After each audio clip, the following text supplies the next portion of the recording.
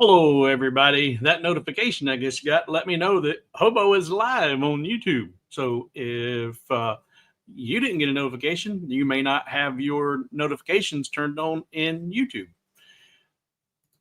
So be sure you are subscribed and hit the notifications bell in addition to that like button, and you'll get notifications every time Hobo's going live as well. I'm going to turn my notifications off so we don't hear that again. Hope everybody's doing well this Saturday. Where's sound? There it is. All right, sound's off. So, again, hope everybody's doing well. Glad to see everybody here. We're going to have a small crowd today. Always do on these early Saturday live streams. We're going to talk about a few different things. We're going to talk about some pitfalls and roadblocks that you run into when you import SVGs into Lightburn, what to look out for, and some clues on what might make it a little easier to correct some of the problems. And we're going to talk about the new design I'm working on, and I'm going to welcome some suggestions from you guys. You guys are welcome to chime in. I've thought I was actually going to have one ready to assemble, but I failed to do the number one rule whenever you're going to make something using wood and doing basic carpentry, anything like that. One of the first things you should always do before you cut anything, double check your measurements. I didn't do that. I assumed the information I was provided was correct. You know what happens when you assume? Well, but I think I've got an easy fix for it, and I'm going to ask your opinion on it here in a few minutes once we get in there and look at it. And and I need to make a correction, or not a correction, but an amendment to this week's video. Last Saturday night, in last Saturday's live stream, we were talking about the different move functions and stuff. And one of the viewers brought up a function that either I had completely forgotten about, or because I got thinking about it. I think I knew that, but I forgot completely about it. And I'm glad he brought it up, or he or she, because honestly, I'm sorry, I don't remember who brought it up. But there are three functions in Lightburn for move controls. You've got the arrow for move, you got shift arrow, and control arrow. But he brought up one, or she brought up one. And they said that to get really fine movements, they use alt, shift, control, and arrow. And I was like, oh wow, okay. And so I tried it, and I explained it all in the last week's video. If you haven't seen it, I'm not going to go into all the details here. But it was pointed out to me by one of the viewers from that video. Alt is not necessary. Alt doesn't do anything. So the only functions you need to use for movement are the arrow button, shift arrow, control arrow, or shift control arrow. And the shift control arrow will give you 1/10 of the amount you have in the movement space for control. And Chris, I'm glad to see you're here. And maybe you've seen my comment. Chris pointed out to me that I just needed to retrain my brain, because I was like, I would like to see these things positioned in a certain order in the menu. And he's like, well, all you got to do is just retrain your brain and put them in that order. But the very first button, in fact, let's just do this. The very first button in the move control functions in the menu for Lightburn, we go into the settings menu and go into the units and grids. The first one is control arrow, then shift arrow. And I would like to see this one moved all the way down here. So you're going your biggest movement, then your next biggest, and then your smallest, because the control arrow movement, whatever amount of distance you put in here, the shift control arrow is 1/10 of this value. But if you put your largest movement here, then your medium, and then your small, well, then it's going to give you 1/10 of your largest movement. And the whole idea is to have that micro movement. So yeah, it needs, and then plus I think I did it initially based off of keys. And this is probably just the way my stroke riddled brain works. A single movement, the arrow, one key, arrow. That's the largest movement. Two keys is a fraction of the greatest movement, and the shift button is above the control button. So that one is the larger of the two options, and then control being lower on the keyboard. And I was okay, that's the smaller. It's just the way this stupid brain works. And then the fact that it is the shift control and arrow is 1/10 of the control arrow, then it has to be the smallest number. So, but regardless of all that, Alt is not necessary. You do not need to use the Alt button. It's just Shift and Control and a combination of those in the arrow button. So arrow, Shift arrow, Control arrow, or Shift Control arrow. We got that cleared up. All right. Let's see here. All right. I'm going to mark this spot here in the comments. Everybody just saying hey to everybody. And I say hey to everybody. I'm glad everybody's here. And now I'm going to talk to you about, and Chris says, and yeah, and I'm glad Chris put a comment up there. But guys, look at the bottom of the screen here. It's instructions on how to post your questions and comments. If you're new to the stream, if you want me to see your question, because I don't have the ability to read, it's just me. I don't have the ability to read every single comment or every question. I look for the exclamation points or the question marks preceding your question mark and or comment, just like Chris did here. Yep, I use the mid more often, which I like the arrow in the middle. Yeah, and I'm just, from a visual organization on that menu, small, big, medium, small. It's not a big deal. Been using it like that for 3 years. It's not a big thing. Not a big thing at all. Okay, so I did a frame design several weeks ago with my patrons. We did a live stream, patron only live stream, and I think that one was probably 3.5 or longer hours. And we designed a frame for a piece of diamond art. And I had never seen this stuff before. I had to research it and figure out what it was. And it's like, okay, it's a really, really advanced color by numbers for adults. It's a great way to just, zone out, tune everybody out, get into your own little world and just, fill in these spots with these gems, and you create an image or a picture when it's done. In fact, I've got one right back there. I'll show you. But the one I did, I created a frame for it, and it was 200 by 300 millimeters. And you can't go into Hobby Lobby and pick up a frame for a 200 by 300 piece of artwork. They can make you one, and they had one done once before, and it was a couple $100 to have it framed and matted. And they were like, "Hey, can you do something a little bit less expensive?" And I said, "Yeah, I can do that." So I created a whole frame, brand new design, everything based on this piece of artwork. And I started with the area being a 200 by 300 piece of art. So I built from that. So, well, there's my artwork. Now let's build a mat, and then build out a frame and do everything else around it. And it worked pretty well. She was happy with it. And since then, I helped another individual. I think it was Dale. I helped Dale do another one for some, I think Navy artwork. And doing that, we come up with maybe some other ideas on adding some additional depth to the frame by adding an offset on the exterior of the frame and I've done that here. I'm going to show it to you. And like I said, I've got pieces already assembled and was ready to do the final assembly. And then I found out that what this thing says is not what it is. And that was my own fault for not checking and actually measuring. Measure twice, cut once, right? That's the rule. It's the basic rule. And I never even measured once.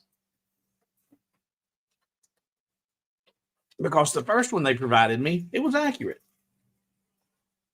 And this one says, and this is Leaning Tower Pisa, and it says right there, it's 20 by 20 or 200 millimeters by 200 millimeters. And it's not. This entire piece of white vinyl here is 200 by 200. This down here is about 146 by 146. So my problem is the mat that I cut out for it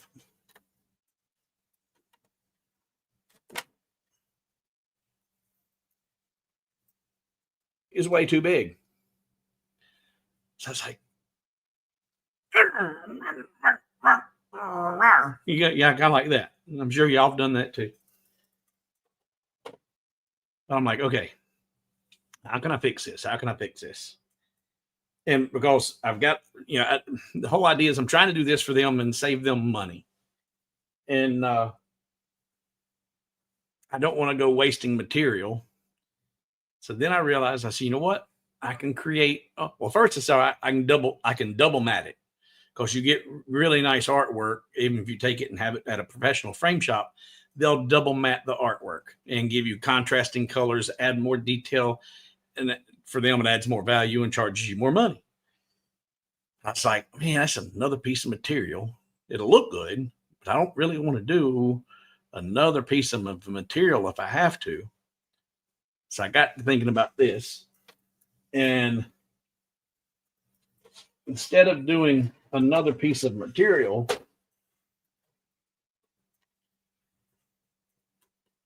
I think I can take, I know I can, I think it'll look okay. So if I take the original mat size that I cut out and then take this and just cut this piece down to the actual mat size that it needs to be, and then put it together just like that, paint it a different color, paint it a lighter shade of blue or whatever complements the artwork. So you have two different colors of mats, and that'll fit directly inside of it.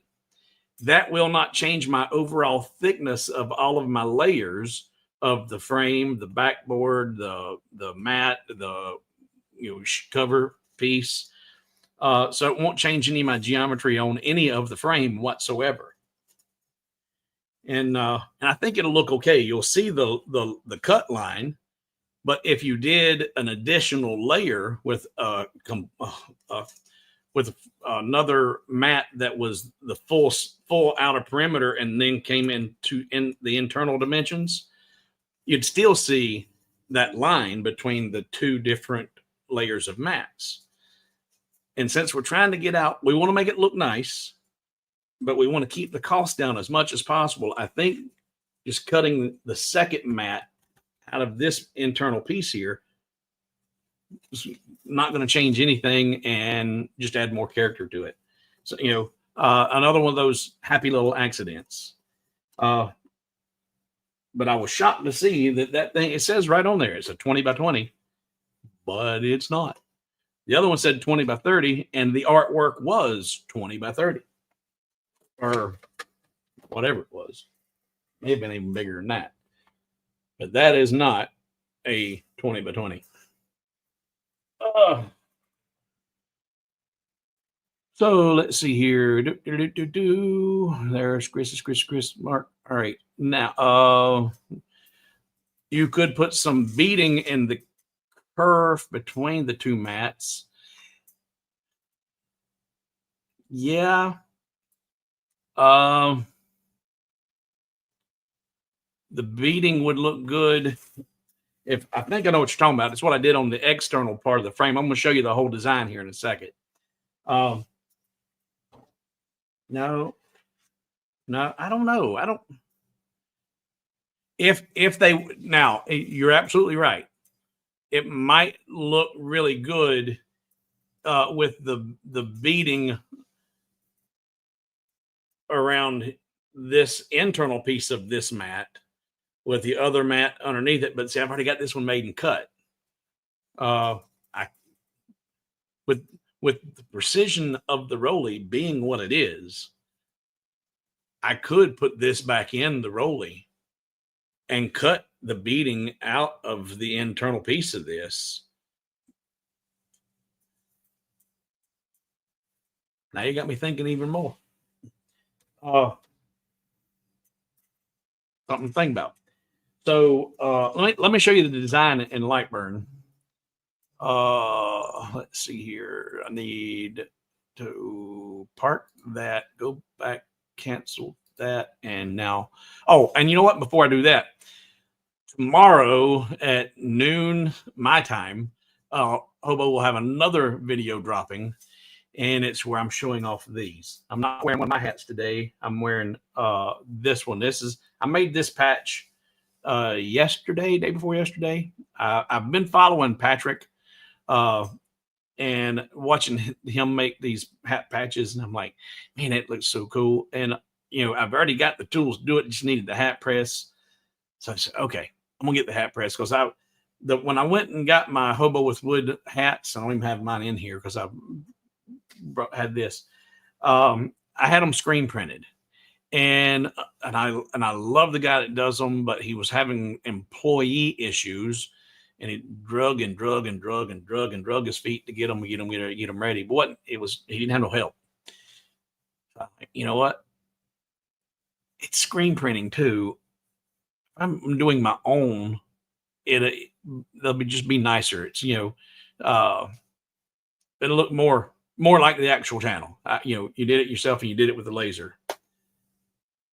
So I got a hat press, and so tomorrow at noon Eastern time, I got a video dropping with the unboxing of the hat press, showing it all set up, getting it set up, and doing the first two cuts.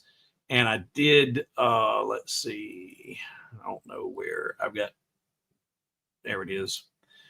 So this is a buddy from high school.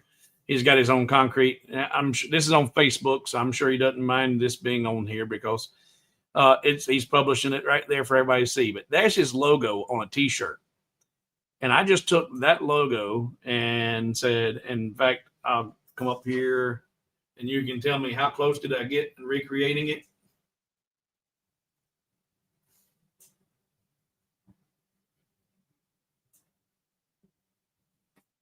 I think I did pretty good. Didn't use any trace features. I just used the tools in Lightburn to go in and recreate it. But they do concrete work. So if you're local to the Gaston County area and you need concrete work, driveway, sidewalks, patios, give them a call. They do really good work. Small company, locally owned and operated. But I found this hat, and it's really, really cool. Nice concrete looking color, I think. But then on the side is a great big excavator that's embroidered in there, and it's got like a driveway or a path going on there. And I'm like, it's perfect. So I made this for him. And then I made a second one for my great nephew. He is of the age of terrible everything, into everything. And when he comes to visit and he's here in the shop, he's got his hands in everything, and he's misplaced some of my pieces. So I told him, or I haven't told him, when he comes in this next time, probably be tomorrow or Monday, I made him his own little youth hat, little kid's hat, and it's the cool kid just showed up. But he gets this if he promises to keep his hands off of everything in the shop. But that video is dropping tomorrow, so be sure and check that out. Let's see. Now let's go over in here and look at this design in Lightburn. And what did I see? I seen Chris say something. Keep them on the same layer. Use the beading from diamonds to cover the kerf. Oh, if you don't want use the actual beads from the diamond artwork, I don't have access to any of that stuff. If that's what you're referring to. And yeah, that's more work than I want to put into it. And again, needing to keep it on the cheap, keep it on the inexpensive side. And time is money. Time is money. Well, I'm glad you're here, Steve. I'm glad you're here. In fact, I'm getting ready to show a design that I'm working on for, and Steven's got a request. He's got a really big piece of diamond artwork, and he's a patron, and he's got some stuff going on next week, so we won't be doing it next week. But if he's up to it, week after next, patrons, we may be going through a frame design for a really, really big piece of diamond art. How big is that piece you got, Steven?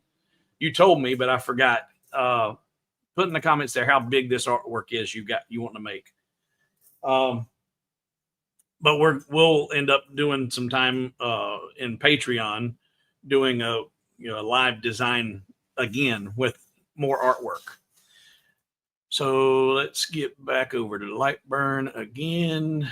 All right, and switch. And I'm gonna mark my spot here.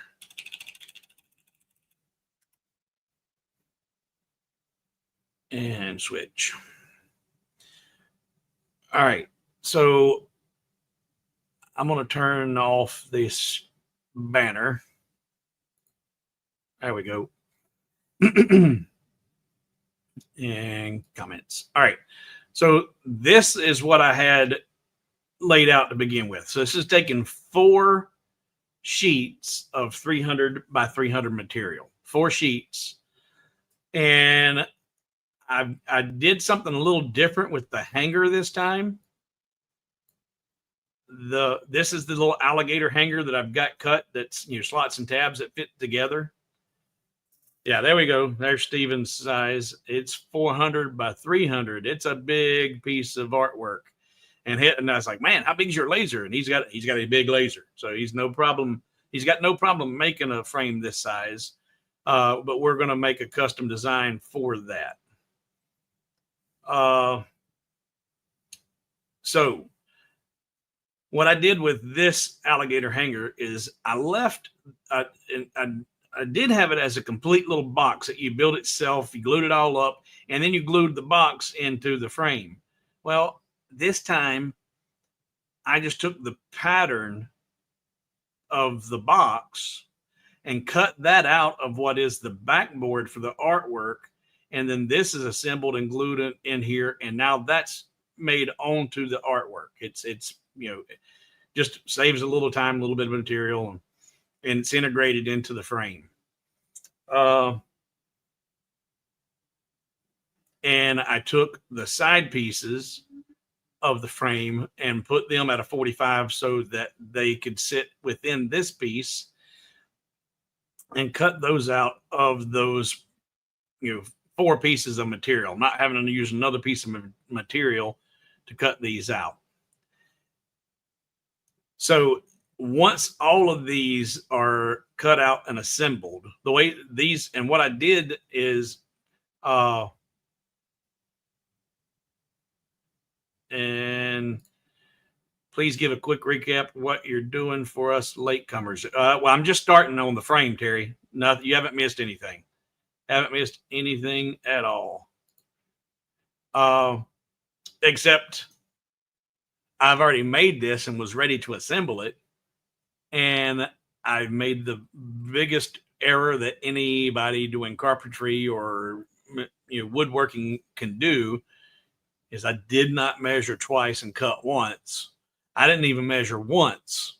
I just assumed that the artwork was correct and what it said it was. The customer provided the artwork, and it says that it's 20 millimeters by 20 millimeters, or 200 by 200 millimeters, 20 centimeters by 20 centimeters, or 200 millimeters, and it's not.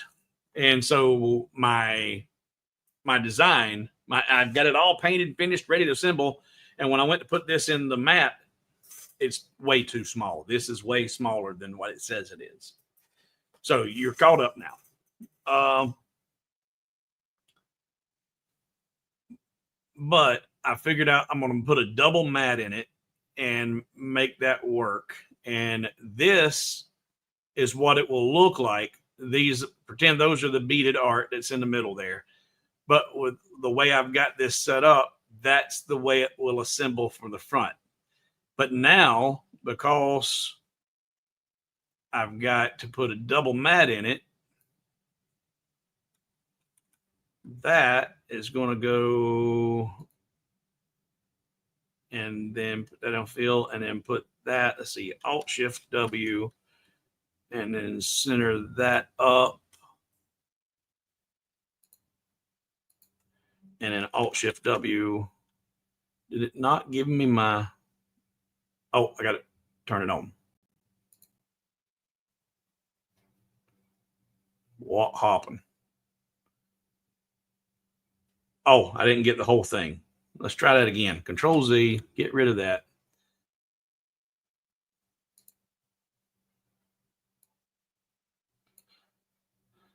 Ungroup that. I'm trying to get just that. Ungroup it again. That's good. And now duplicate it, group it, and put it on layer 14. Turn it on. There we go. And put that in the middle of this. And back to fill mode. And change my priority. Well, I messed up. I got one of these Alt Shift W right there on the wrong. Now we got it. There we go. And move that back in priority here. Well, I still messed it up.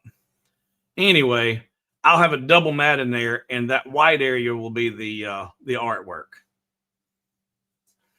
Control Z, put that back to what I had it.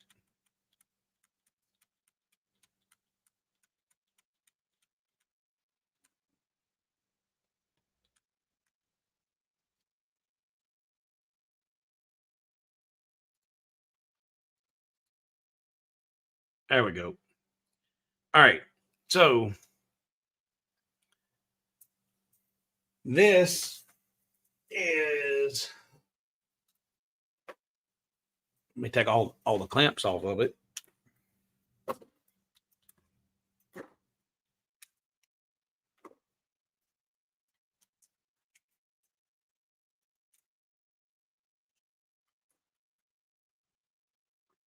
So there is the frame assembled. And I did an inward offset, created the outer frame first and did an inward offset there and got that little bit of a reveal so that you had the complementary color of the mat work, what was going to be the single mat, and then a little bit of accents, nothing major, because you don't want to do anything on the frame that's going to draw attention away from the actual artwork. But the way I did the difference on the larger piece, and really probably for the piece we do for Stephen, is I actually had everything cut out and then measured the thickness of the entire layers of the mats, the artwork, the protector, everything, and then determined where the backboard needed to be, and then use slots and tabs to actually put that into a fixed position. And it was a much sturdier, heavier frame. This one, I didn't feel like I needed all that. I didn't need all that extra reinforcement. So what I did was I've done these really large slots on the side and only did 2 on each side.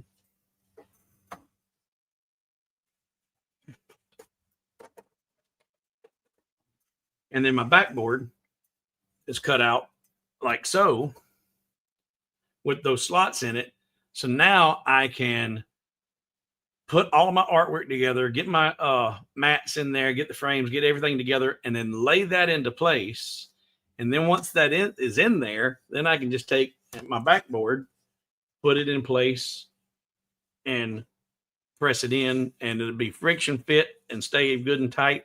If you wanted to put some glue on there, you could, but you wouldn't have to. If you've got your slots and your kerf dialed in, you can just friction, it'll be really tight friction fit.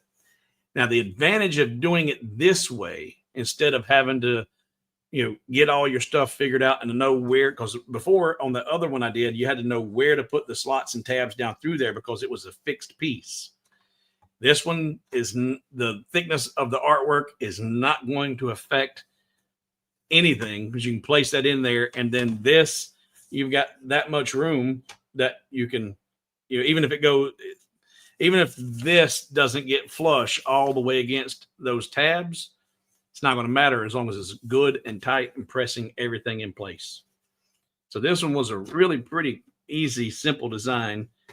And if you've got any ideas on how you can make this better or do it better, please drop them in the comments right now, because I did not measure that stupid artwork to begin with. And I've got to make some changes. And if I can save what I've got here, it's going to be great. But yeah, I think it's going to look just fine. And then plus, when they did theirs at Hobby Lobby with a mat and everything, it was a couple $100. This, finished with, the painting, the clear coating, the time, labor, assembly, designing, probably, $50 maybe. So they're coming out to the good. I'll come out okay, even having to rethink. And I've got to make 2 of these. And I'm making them identical. So let's see here.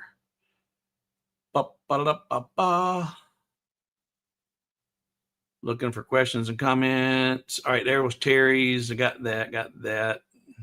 Nope. All right. So if you have any ideas or suggestions on that, please put them in there in the comments. Now, I want to give you some cautionary tales and red flags about bringing SVGs into Lightburn. And Moses, will that frame be on your website for sale? When I get it finished and dialed in, yeah. And then you can always change the mat sizes to accommodate pretty much any of the artwork. So yeah, once I get it finished up, Moses, it'll be on the site.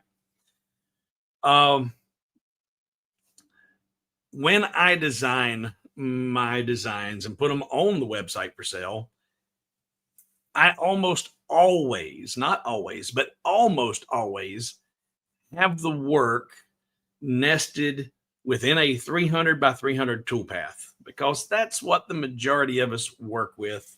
Even if we've got the XW and we can do bigger stuff, a lot of the material we work with is the 300 by 300 Baltic birch or 300 by 300 basswood, whatever. But most people use this size here. So that's what I set up my designs with, and the toolpaths, and have everything nested in there. So you can just grab that toolpath, drop it in your home position, and go to cutting. What is the gold paint on the front? No paint.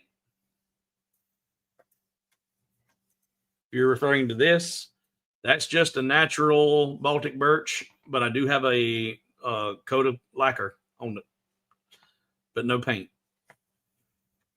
I like seeing my wood grains. I prefer to work with hardwoods, but here we're going with, let's make it as cheap as possible. So accentuate the grains of the birch. Looks good. This will be very helpful, Steve. I have a fossil fish plate I'm preparing, and I'll need to frame. Okay, excellent. And I'm happy to help create custom pieces anytime we need it. But back to the SVGs. Because I use those toolpaths in my artwork, when I save them and upload them as a Lightburn file, and for everyone that's using Lightburn, and you open it with the Lightburn, the LBRN2 file, the Lightburn format, it's not an issue. Piece of cake. But if you're not using Lightburn, or if for some reason you're importing the files as an SVG into Lightburn, whenever it gets exported from Lightburn into an SVG format, the toolpaths either get changed then, or something happens that causes Lightburn not to be able to recognize those toolpaths as toolpaths. So when you bring in an SVG that had a toolpath layer on it, it will not come in as a toolpath. It's going to come in as one of your cut layers. On my designs, typically it's pretty much of a non-issue because a lot of times it's just the outer perimeter of the 300 by 300 material, but not always. Sometimes I've got toolpaths that I've used to either copy a long path or to save the shape of interchangeable designs like the military pieces, where I've got like a 42 millimeter circle that the different branches of the military's badges will drop into. So I've got a toolpath saved so you know where, okay, that goes there, that goes there. Well, if you bring that in as an SVG, that's not a toolpath anymore. It's now a cut path. And if you don't know that and you go sending the jobs to the laser, now you're cutting out or engraving stuff that you're not supposed to. It can cause some adverse effects. So beware of that using my files or importing any file that's an SVG. This just in the past 2 weeks, or actually probably within the past week, I don't know what I've done with my gazebo, but it started with the gazebo. That's where I found this. One of the first files, the gazebo files that someone sent me, had a bunch of strange layers on it. I'm like, what is this? And then I figured out, I said, these are not cut layers, they're toolpaths, but they're showing up as a cut layer. So once I identified that's what it was, in fact, let's do this. Let's do this in Lightburn so you can see what I'm talking about. Let's go over here and I'm going to open up a new instance in Lightburn. File, new window. And just in case you don't know this, here I've got this design open and I don't want to close this, or you just come over here to File and hit New Window and open up a new instance of Lightburn. And then you got 2 instances going, you're not having to worry about it.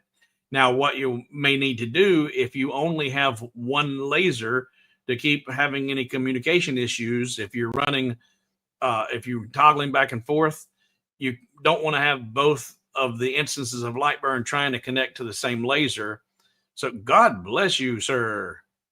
Thank you very much, sir. Thank you. You don't want to, what you want to do, you don't want to have the laser, one laser trying to connect to 2 instances of Lightburn. So it's highly recommended you set up a no machine. And you do that in your devices settings. You come in here and create manually. And then right there is a ghost, no machine. And you can set that machine up and tell it what specifications. You can make it have the exact same work area as your laser. It just isn't going to try to connect to anything. So now I've got another instance of Lightburn open. It's connected to no machine or not connected at all.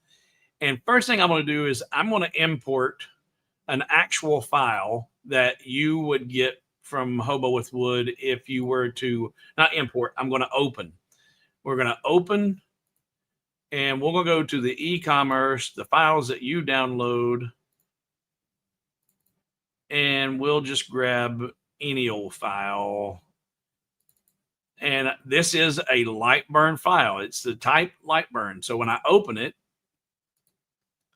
yeah, good. This has got toolpaths on it. And see, I'm guilty of that. Here I've got it, a toolpath of the 300 by 300.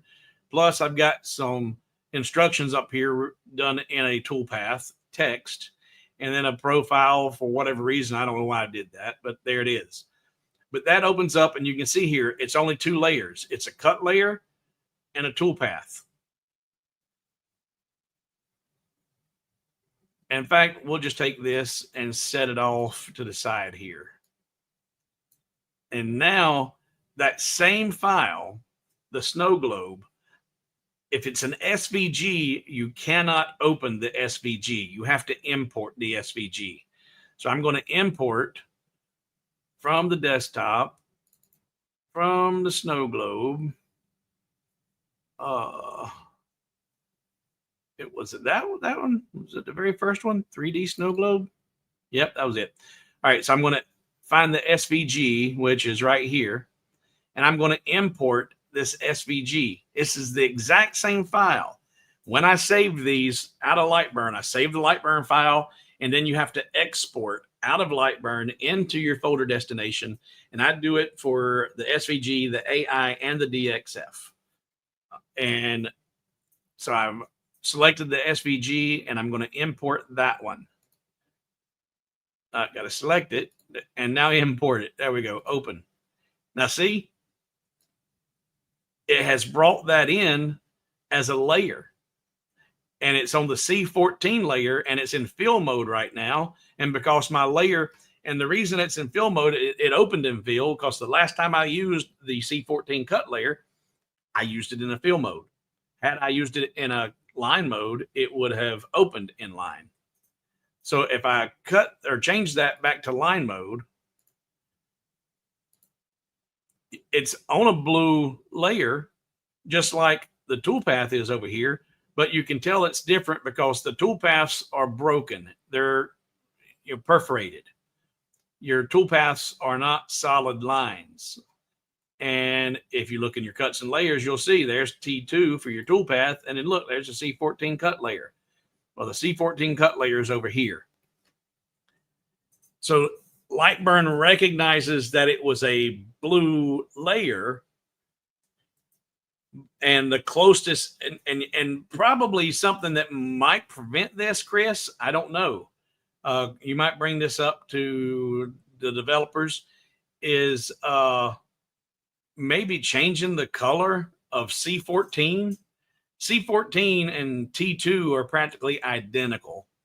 And if there was a great enough of a variance between the two colors, then Lightburn may not see that blue T2 toolpath and open it as the closest cut layer, which is a C14. I don't know.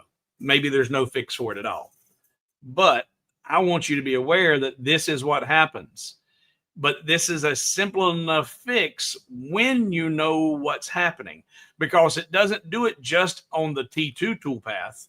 The T1 toolpath will open up on cut layer 5, because cut layer 5 is orange and T1 is orange.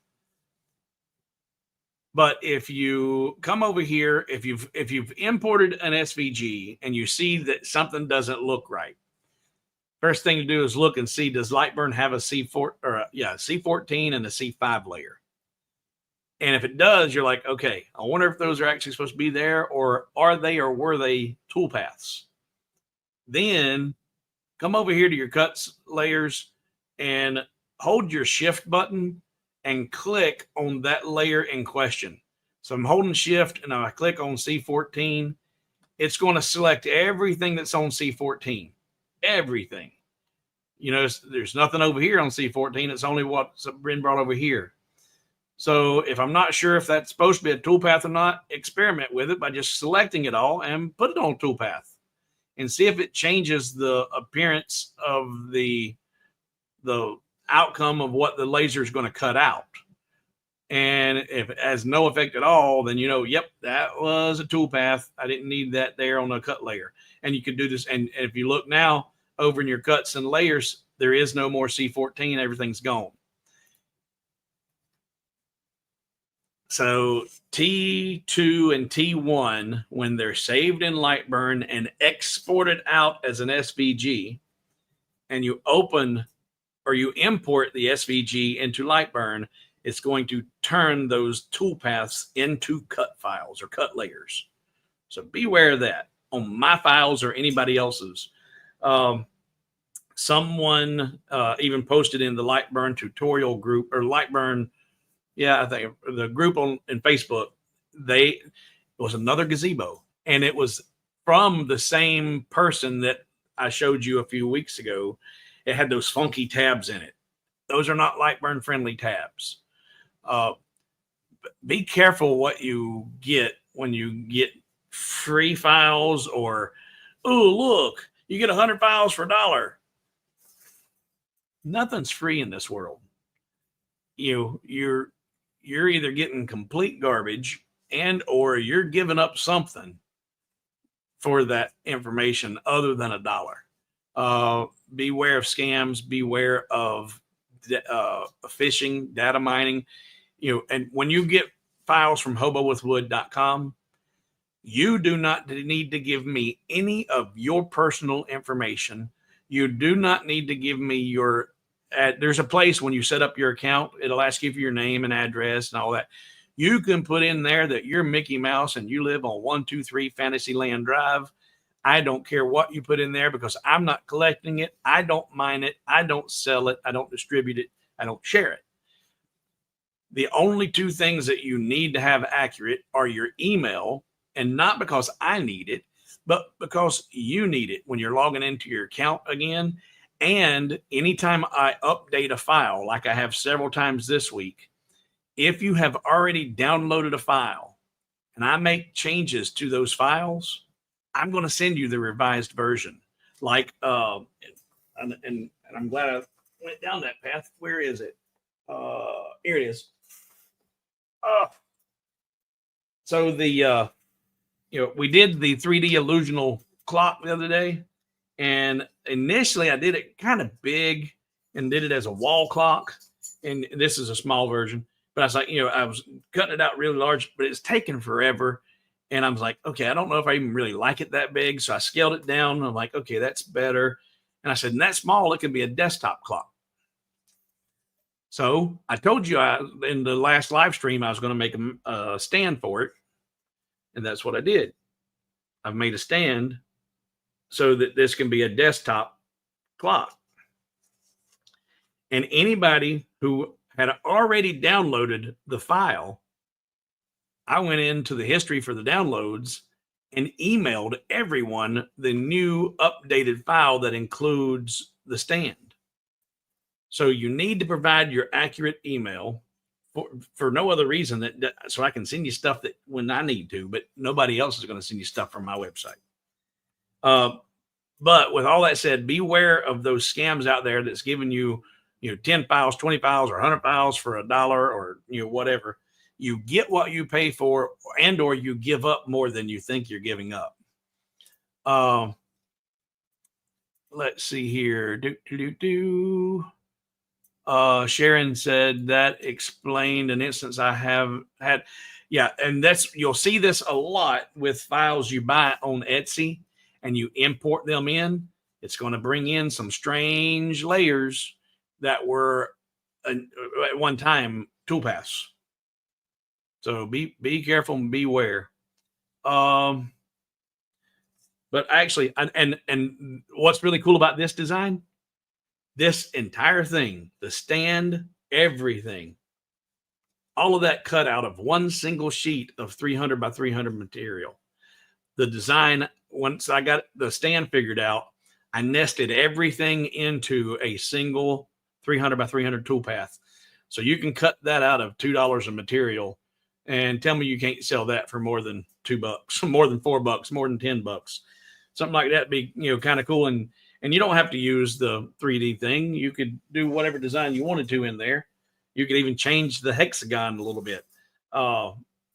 Do something funky with that. All right.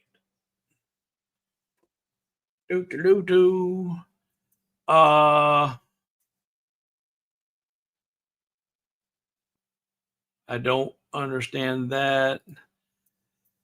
How do I send a blocked or blocking? I don't understand your question.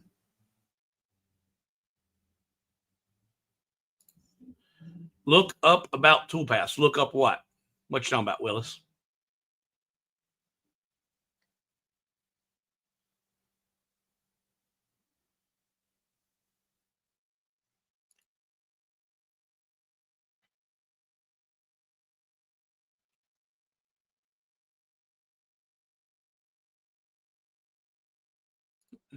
Oops. Dave says, I like that one. Thank you. Thank you. I'm curious what you're talking about, Chris. Look up toolpaths. Look up what? What am I looking up? You can turn an option on for importing toolpaths. But where does the change take place, Chris? Does it get changed when you export it out of Lightburn? You know what? We could experiment with that. In fact, this would be something that everybody could benefit from. So let's do that. So, see here. Go into the gears.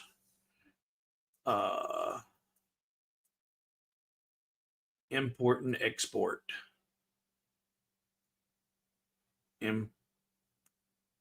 Okay. We're going to try this. We're going to see if we can all learn something here today, because that's what this is all about, right? Exchanging information like Chris just did. So if we go back over to Lightburn and we go into, if I'm using 2.0.02, but if you're not at 2.0 yet, if you've heard all and seen all of the problems and you've been reluctant to do that yet, you should still be able to find this. If it's not, because 1.7 already had these sub menus. If you click on the gears, you've got your settings and all your sub menus. Well, you come over here to the import and export functions.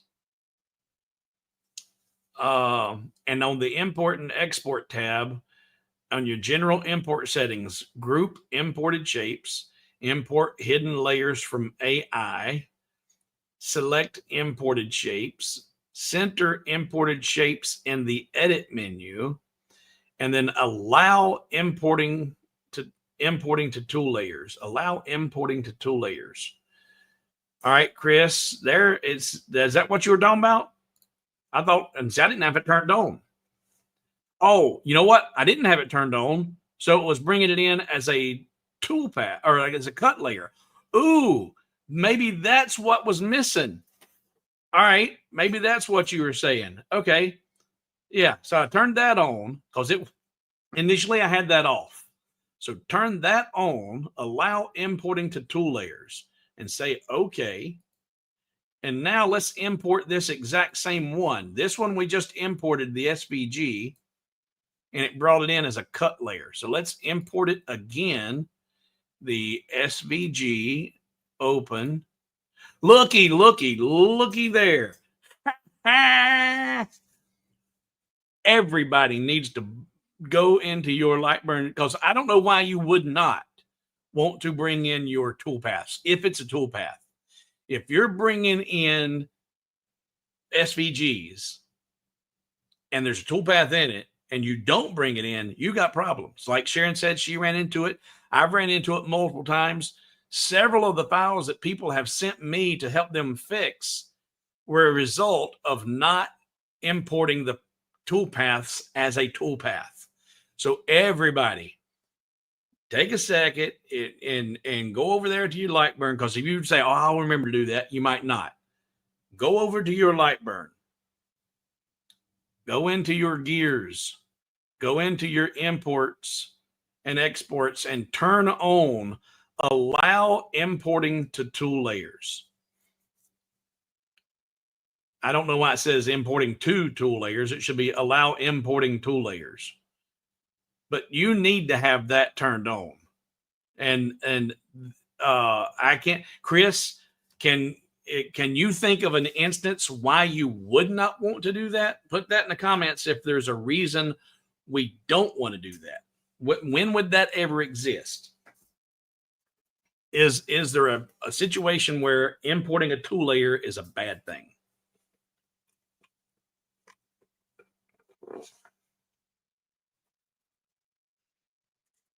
So that's and for anybody who's new to the channel too, the numbers you see people popping up there, like Mike put in 3, and Dave's put in 3,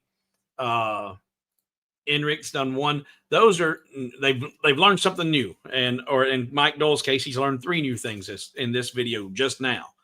So if you've learned something from the channel, and every time you do, just drop in there. I learned 1. I've learned 2. Hey, I've learned something. Those help the algorithms of the YouTube videos and help keep showing that, hey, this is a good and informative video and you guys might want to watch this. So I was looking to see, yes, people were leaving toolpaths from programs from three or more different toolpaths. So if you've got more than 2 toolpaths, it could be an issue. Don't know. I have only ran into it with 2, goes T1 and T2. Please like, share, and go gold, please. Dave's talking about go gold on Patreon. And I really should do. And I'm glad y'all make these comments. I'm glad y'all bring it up because I don't think to do this. It's just not in my nature. I'm not. I don't know. I don't know what I was going to say, but I'm not that. But if you enjoy what you glean from these videos, if you find them informative or entertaining, or there's just something to do while you've got jobs going on in the shop, and you want to see more of them, and you want to make sure this channel stays here, go over to patreon.com/hobowithwood and become a patron. There are 3 tiers. Actually, there's 4 tiers in Patreon. There's gold, silver, bronze, and platinum. Bronze is a mere $3 a month. Every one of you watching right now could afford to do $3 a month. Silver is $6 a month. Everybody watching right now could afford to do $6 a month. That's silver. Gold, bronze is 3, silver is 6, gold is 20. $20 a month. I would say that everybody watching could even afford to do $20 a month. If you're watching this and these are your hobbies, you can afford $20 a month. What do you get for being a patron on Patreon? The bronze, they get 60% off all of the digital files on hobowithwood.com. 60%. Silver gets 80% off. And gold gets 100% off all of the files on Hobo with Wood.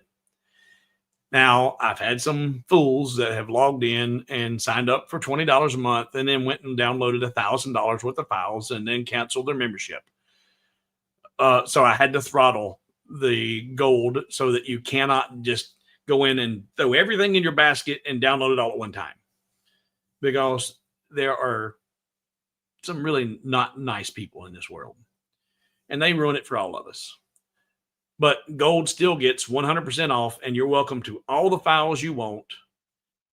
I just ask you to do it reasonably. Don't download more files than you could possibly use within a month's time, all in one sitting. And, and in addition to the discounts on the files, I do Patreon Patreon/patron only live streams.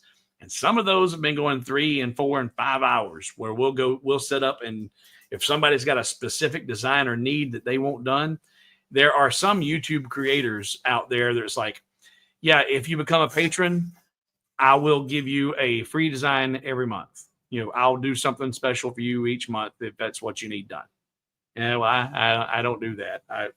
Somebody's got something. In fact, I've even done this. I've had non-patrons that needed something done. And I'm like, you know what? This will be a good patron video. If you don't mind, I'll share your design process with all the patrons that want to watch.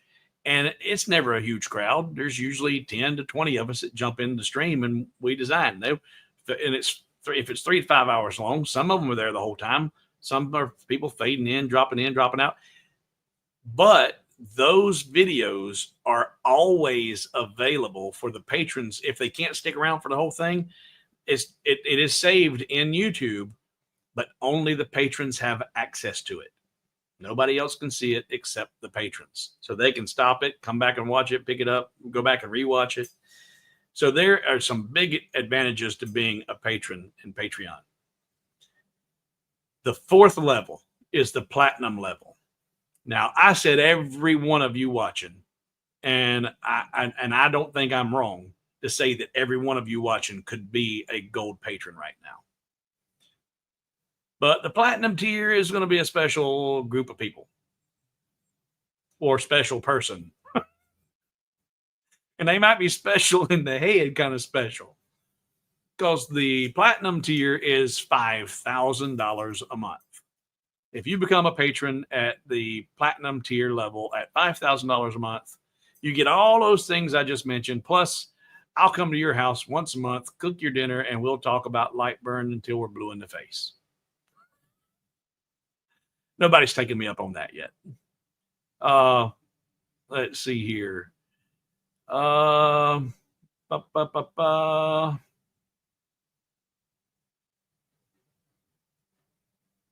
yeah, thank you, Dave. Like I said, I do count on you guys to remind me for that. That's only for cups of coffee. It's not much every month. I mean, $20 a month is less than a coffee a day. But it makes all the difference in the world to me, because I don't get anything from this.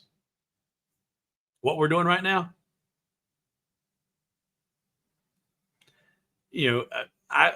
there are some out there who are doing better than I do because they've got more subscribers, but I'm still in my infancy.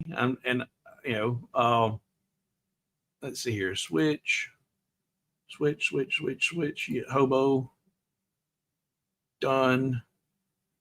And analytics.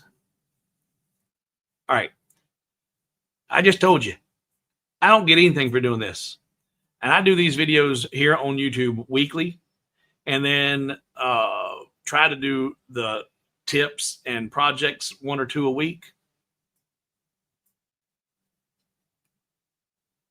$394. $394. It don't amount to nothing. YouTube don't pay the bills. YouTube don't pay the power bill. So when I say I am dependent on my patrons, I am almost solely dependent on my patrons to keep this channel going. So if you're not a patron, consider going over to patreon.com/hobowithwood right there. You see it right there. Become a patron today. Go gold. Now let's see here. And also, what is see here? What Hobo is trying to say is that if you don't feel like giving him a tip, give it to me instead. No, I need it. Oh, well, you know what, Dave? I guess so. If you go to some of those places like Starbucks and you get your custom grande latte, half mocha, cappuccino, whatever, yeah, it might be 4 cups of coffee for a gold sponsorship. And you're getting all of the files for free, not all at once, but you have access to all. And there's over $1,000 worth of files on hobowithwood.com.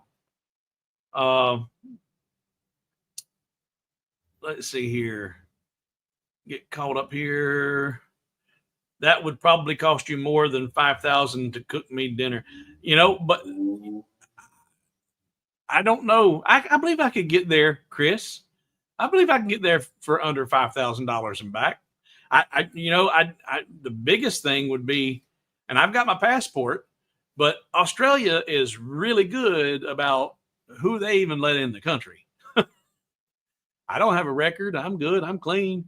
But and maybe if you signed off on all the paperwork and said, yeah, he's a good fellow, we can let him in, but we want to make sure he leaves in a certain amount of time. I could get there. I'm just signing up for platinum now. I need my meals cooked by someone. I'm good cook. Thank you, Jim. In fact, Jim and I did some work on a file for him this week. Thank you kindly. Thank you very much, sir. Sharon says, I would love to go platinum, but Social Security greatly objects. See, I don't even have that. I'm not of the age to draw. And even though, I applied for my disability after my strokes and my heart attacks, because I can do this all day long because I'm just sitting here. But to do anything physical, forget it. But I was turned down by disability, and they said, well, you got to apply 2 or 3 times, and you get turned down 2 or 3 times, and all about the 4th time you hire a lawyer and you get it. I ain't doing all that. The good Lord has provided for me. I am not infirmed. I am able to do this, and I can provide for myself and not leech off of the government. There are people who are on disability that shouldn't be, but I can provide for myself. I have what I need. I don't have excess. I don't have an abundance, but my bills are paid and my belly's full. Let's see here. It means more to us than you think. Well, your support means the world.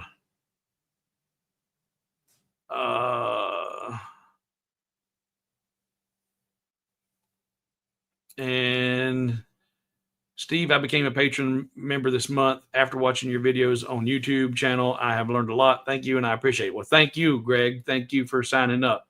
And be sure, if you sign up for sign up to be a patron on Patreon, be sure and scroll through all of the posts on Patreon. There are, and because right now I have not uploaded, I'm working on some new designs for the August library art file. It's going to be a combination of corners and borders and more frames and some really neat stuff.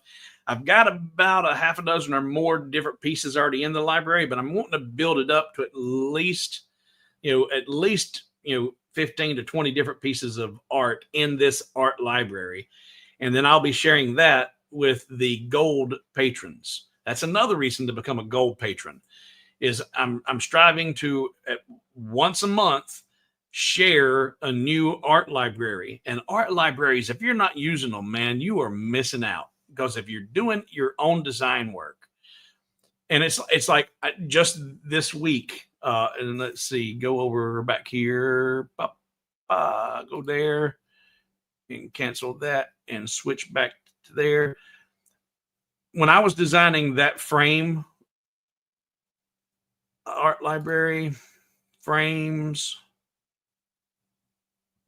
got to spell frames correctly. There we go. So I've got a bunch of frames in here that I have that just generic shapes that I can use for my patches or use for framework. I shared this art library a couple months ago, and there's 27 different frames in here, different styles. And it's just a great, quick, easy way to bring in something that's like, okay, I'm going to make a sign out of that right there. But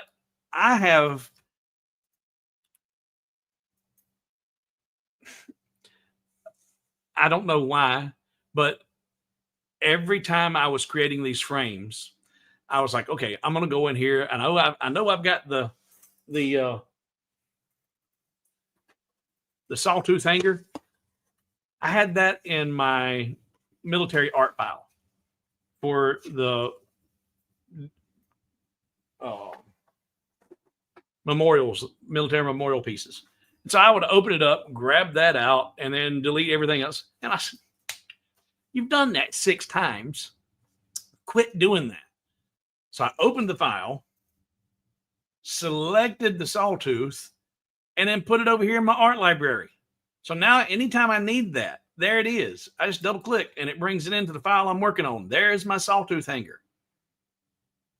So anything that you're using repetitively, you need to be putting it into an organized library system so you can find stuff.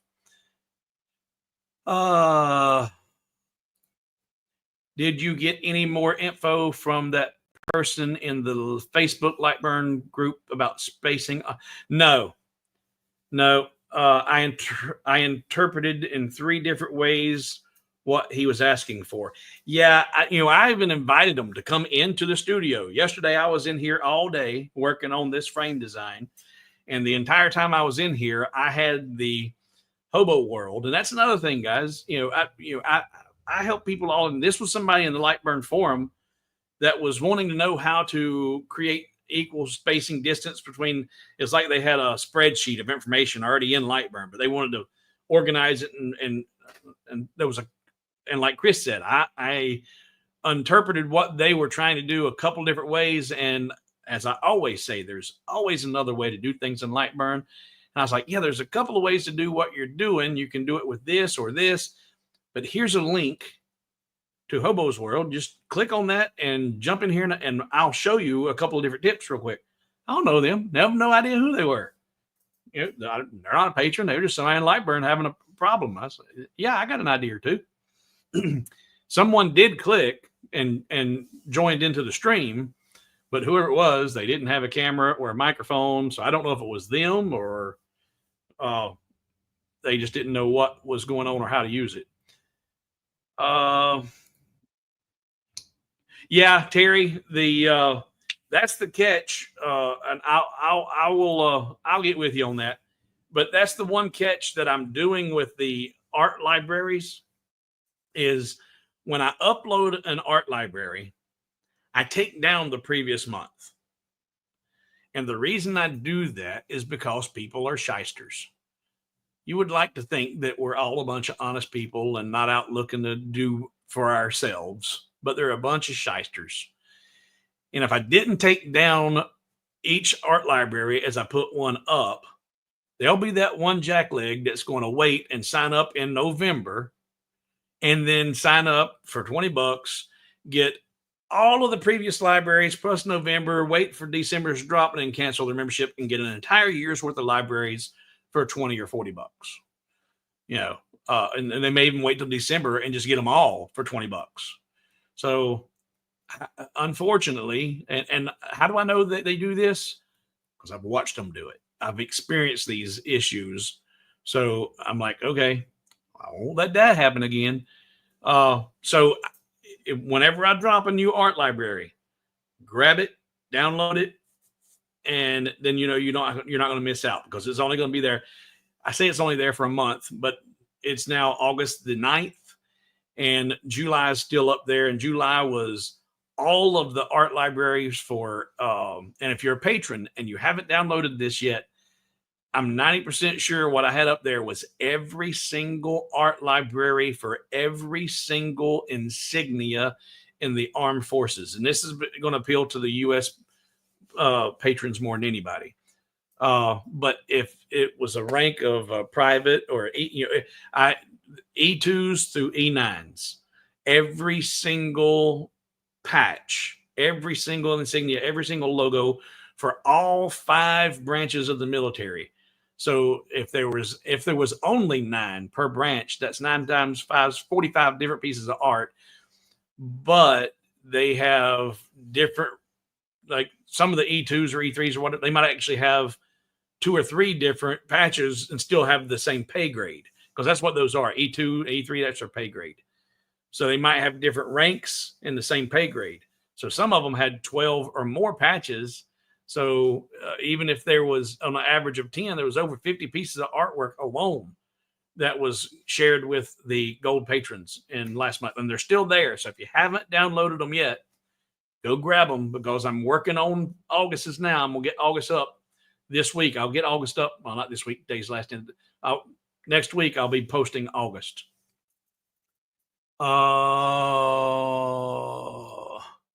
Thanks again, Steve, for hobofying that rancher's logo. I sent. Oh wow, okay. You sent me an email of finished product. Excellent. Okay, and you sent me an email. Excellent. And Moses, God bless you, sir. Thank you. All right. So, does anybody have any questions about or comments about what we've talked about SVGs? And if anybody's been late to the stream, you need to back up and go watch this, because Chris turned us on to a really good tip that prevents some of the problems and headaches that we've all been having with importing files as SVGs and toolpaths coming in as cut layers. We're not going to refresh it. You just need to go back and watch it. Well, I appreciate every one of y'all. Anybody got questions? I don't care if you got a design question, a Lightburn question. Because we're 1 hour 15. We got about 15 minutes before I hit that 90-minute mark. So we got plenty of time. If you haven't hit that like, share, and subscribe buttons, go do that.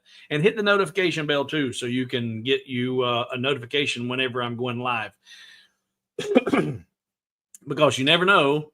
I did screw up, 3 weeks ago? It was supposed to be a patron-only live stream.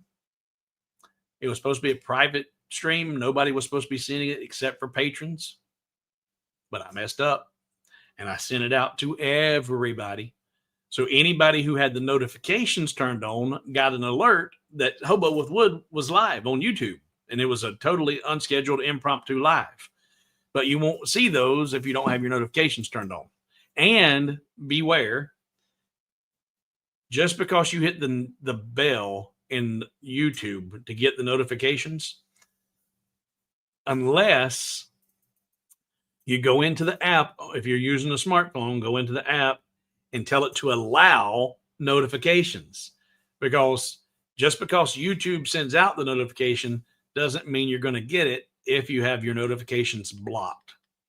So turn on notifications, hit the notification bell so you can get those alerts when we go live. All right. No questions, no comments. Any other suggestions on this design? And I'm going to continue working on that and get this finished piece. I will, once I finish it, I'll post up in the Facebook group, Hobo with Wood Facebook group, and show you the finished piece. Oh, wrong one. Well, oh, you know what? That's a good question. That's a really good question, Terry. And I finally figured out my best practice for making those work. So let's discuss that. And I'm going to acknowledge Chuck real quick. Chuck says, I'm having a problem with path to text. I'm guessing mirroring and flipping text. All right. That could be origins issues. That's the first thing that comes to mind, is if your origin is in the wrong spot. But we'll explore that in just a second. Let's go back here because this is a really, really good question, folks. And let's go over to Lightburn, and so we can I can show you what he is asking about and what I do. So switch. So this file, I've got these internal slots right here. And I add kerf to my layer, my laser. There, I've got a 0.08 kerf. Now, 0.08 is nowhere near the kerf of my laser. My laser with the Rolly 10 watt, my perfect ideal kerf is about a 0.12, maybe a 1.25. And if I'm doing external slots and tabs, if I'm doing a regular box,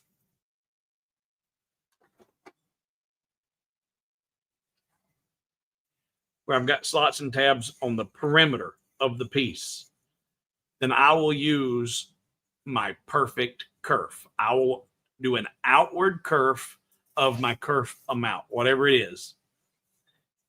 And your kerf is going to vary from laser module to laser module and from material to material. So you need, if you haven't tested and found your ideal kerf, I have some really good videos that explain how to find your kerf already on YouTube. Just go onto the channel and search videos for kerf. There's a whole bunch of them out there. But I have identified what my perfect kerf is for this laser when using the 10 watt on this material. And so I can put this together with absolutely no glue whatsoever, and it ain't coming apart. This is not glued up. This is friction fit, and you can shake it, throw it around, and bounce it off the floor. It ain't coming apart. it'll break the tabs off before it comes apart. But when you have internal slots, like I have here on this frame, you cannot use your kerf like you would an external slot. And the reason for that is, let's do this. I'm going to, let's see, I'm going to duplicate this because I don't want to mess up my original. I've duplicated that, bring it over here. And now let's ungroup all of this. I'm going to grab one of these. I'm going to duplicate it. And I'm going to put it right here. Let's see. Oh, nope. Didn't want to go down there. Let's Control Z, undo it. I want to put it right here. And then say that and that. Come on, there we go. And all right. So there would be an external slot, and here's an internal slot. And I'm going to all right, first, I want to take this. I'm going to duplicate this one, duplicate it, and that duplicate I'm going to put on the find a layer I'm not got on my screen already. 12. All right, and then put 12 in line mode. All right, so now there's two lines there. They're duplicated. Number 12 is in line mode with 0 kerf. I go to my cut layer and I put my perfect kerf on here, which is a 0.125 outward, and I say okay. When I'm looking at that on the screen right now, those are identical. I duplicated them. There's nothing changed about it whatsoever, except in the cut layer information, I've added an outward 0.125 millimeter kerf to the red layer. The red and the brown are stacked one on top of each other, so you don't see any difference right now. But when you go to the preview, I'm on my work bed. Yep. So I go to the preview, and when you go to the preview, now you can see a difference. This one on the inside right here is the one with no kerf on it. And the reason I know it's the one with no kerf on it is because it's at 90-degree angles. When you do an outward kerf, your 90-degree angles become radiuses. So and that's how you can tell when you're looking at your preview, if you have kerf added to your layer, well, which one's got the kerf on it, which one don't? Well, if it's supposed to be a corner and it's not, well, you've got a kerf added to it. And I'm going to get back to your question, Chuck. But first, here is how so you've identified, all right, there's the original layer, and this is the layer with the additional kerf added to it so that you can make it a tight fit for when your laser cuts and burns that kerf away. All right, so now there is 2 layers, one with kerf, one without. Now, let's go back in here and do the same thing with this. That I'm going to duplicate and put it on the 12, the brown layer. And now let's look at this in preview.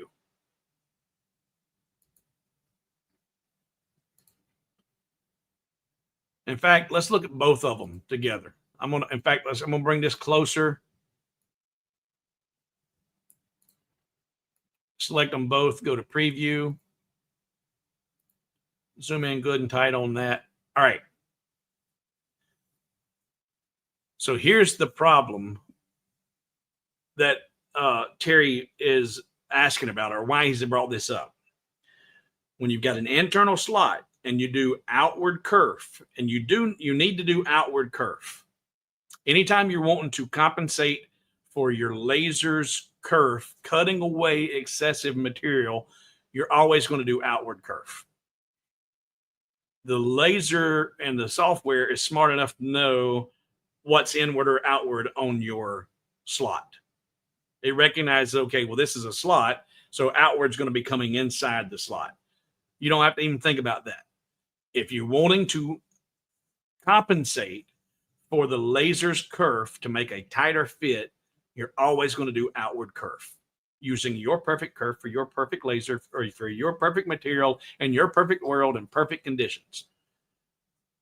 But now, the problem is when it's an internal slot and you've done outward kerf, you have added kerf on all four sides of the material, because this is a hole that you're cutting out. This is just a slot that you've cut out. And where that's a problem, let's try something else. Let's try doing this. Let's take this and put it right in the corner, right there. All right. And now let's go look at a preview of all of that. And hopefully you'll understand it when you see it here.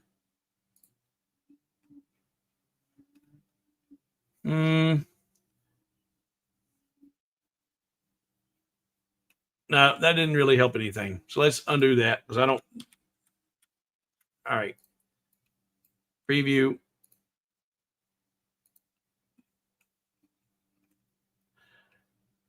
All right. So down here, if I've gone to this outward kerf right here, it's actually, it's outward kerf. I've added more material to it. That's so that whenever I go to put this slot and or tab together with a matching slot or tab, it's going to be very, very tight. But it's only added it on this three sides, because when I'm cutting out with the laser, I'm only able to affect those three sides of the slot and tab. Here, because you're cutting out on all four sides, you have changed because from this line right here to this line right here is the thickness of your material. So if you were using 3mm wood, and I'm going to use round numbers right now. If you were using 3mm wood and you had a 1mm kerf, then you're going to add a 1mm to make up for what the laser is going to cut away. So you have the same 3mm that you want. You'll have that 3mm left. That's why you add the outward kerf. But if you add a 1mm kerf to an inward slot, or to an internal slot, you've added 1mm up here and you've added 1mm down here, but your kerf is actually only 1mm. So you've now added excessive kerf, and you can't get it to fit together unless you start sanding it down and make your tabs thinner. So what I do you can do one of two things. You can add just a little bit of kerf to everything. If it's something like this piece here, I wasn't worried about it being super tight, friction fit, and because I knew I might need to make some stuff move around because of the way I need to assemble it. But when you want it to be super, super tight, then I would have anything that's going to be requiring an outward kerf on the perimeter on one layer, and then all of the internal slots go on their own layer. That way, if the design calls for one kerf offset on the external pieces, I can add my full kerf to it. But the internal slots, because you don't want to add kerf twice to it, on that layer or on that slot with internal slots, I add half or just less than half of my perfect kerf. And then that makes it almost a perfect kerf. So I hope I didn't confuse the heck out of you, and hopefully that showed. So if my kerf was 1mm, I would add half of a millimeter outward kerf, and that would be a 0.5 millimeter, and that would be a 0.5 millimeter. And now I've got my original material thickness back, and it makes it good and tight. So I think it was Terry. Terry, was that you that asked that? Yeah, Terry. Terry, does that make sense, or is that as clear as mud? Did that help you at all, Terry? Terry's got to put down 4. He's already learned 4 things. That's good. Give me a, and there he is. Awesome. Thanks. Okay. Excellent. Excellent. Excellent. So now let's go back up here. We're at 90 minutes. But that's okay. Chuck says, I'm having a problem with path to text. And I'm guessing that's mirroring and flipping the text. Without seeing your actual file and seeing what's happening, I can only speculate about what's going on. If your image is symmetrical and the only time you're seeing the mirroring effect is when you're trying to put text up there, the whole thing might be actually being mirrored, but you don't see it because everything's symmetrical. But when you put text in there, it's not symmetrical and you see that it is in fact mirrored. One thing that can cause that is if you have your origin in the wrong place, home in the wrong place, that can cause it. Like whenever I have a diode and the CO2, and if you open a file that was designed by somebody who was using settings for a CO2, I know that those files come in completely inverted because there's a difference in the way that CO2 is set up and origins and what else is he? Where is it? Material node laser.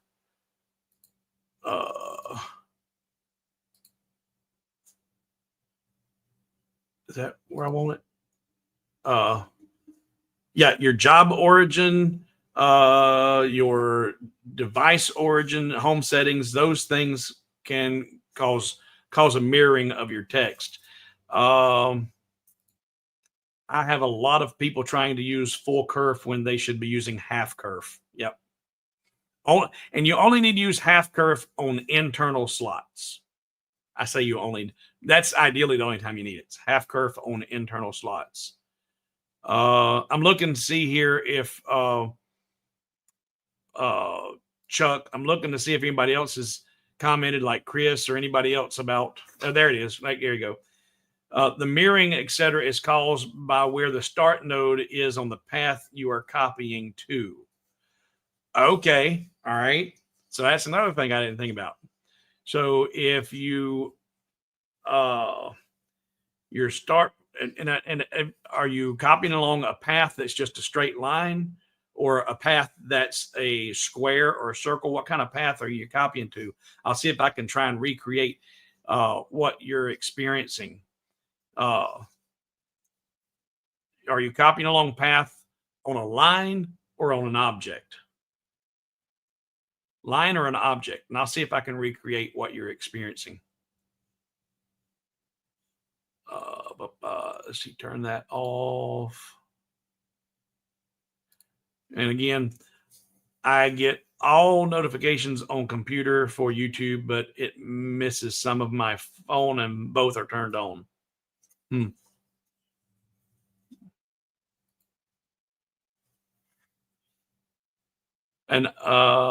okay, because I just learned that YouTube has their own notifications, and all of mine were off. Yep.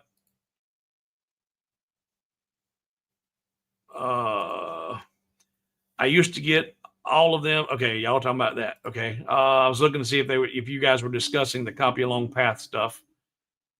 Okay, I just changed the settings and it's back now.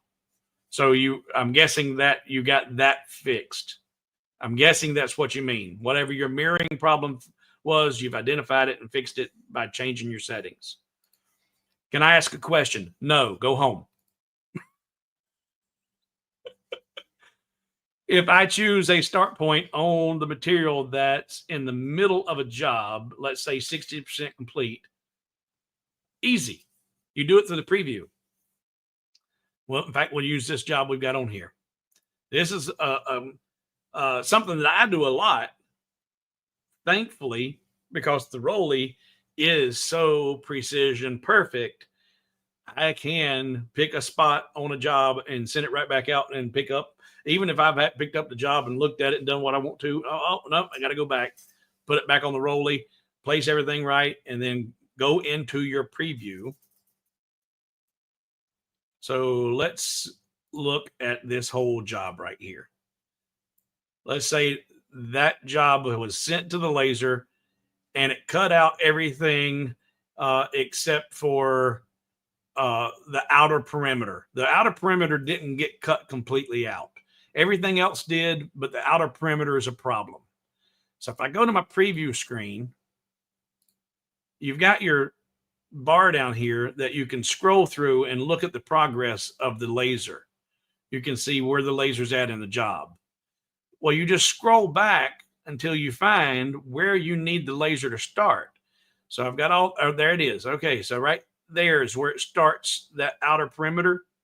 And I can move that laser over to right there and then hit start here. And I've got, let me turn off this stupid comment. Comments, not there. The banners, style, media assets. No, where are my banners? There they are. Turn you off, hide, go away. All right, so right down here is start here. So you've used this to scroll on the job to get to the point you want it to start. It's done all that, and now you want to come to right there. Okay, that's where I wanted to start. I need to go back to that point right, and depending on what kind of mouse you get. And even if it started right there, it wouldn't be that big of a deal. But you can, and then start it wherever it needs to by clicking right there, and it'll start cutting the job from that point. You don't have to redo the whole thing.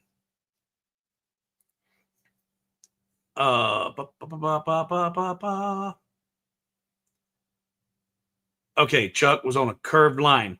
So all right. So on a curved line, you are getting a mirrored effect. All right.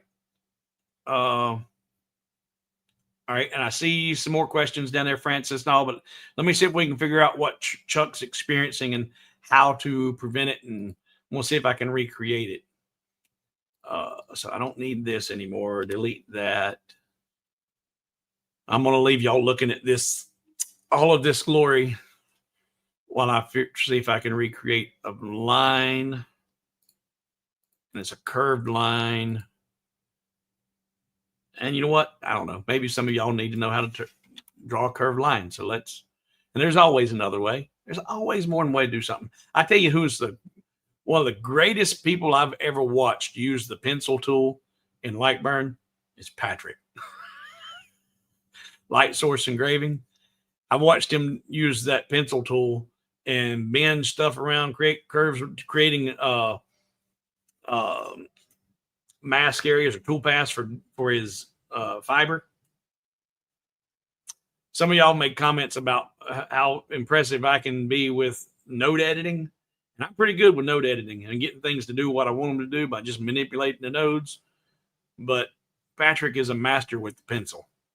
So let's go over here, grab a pencil tool.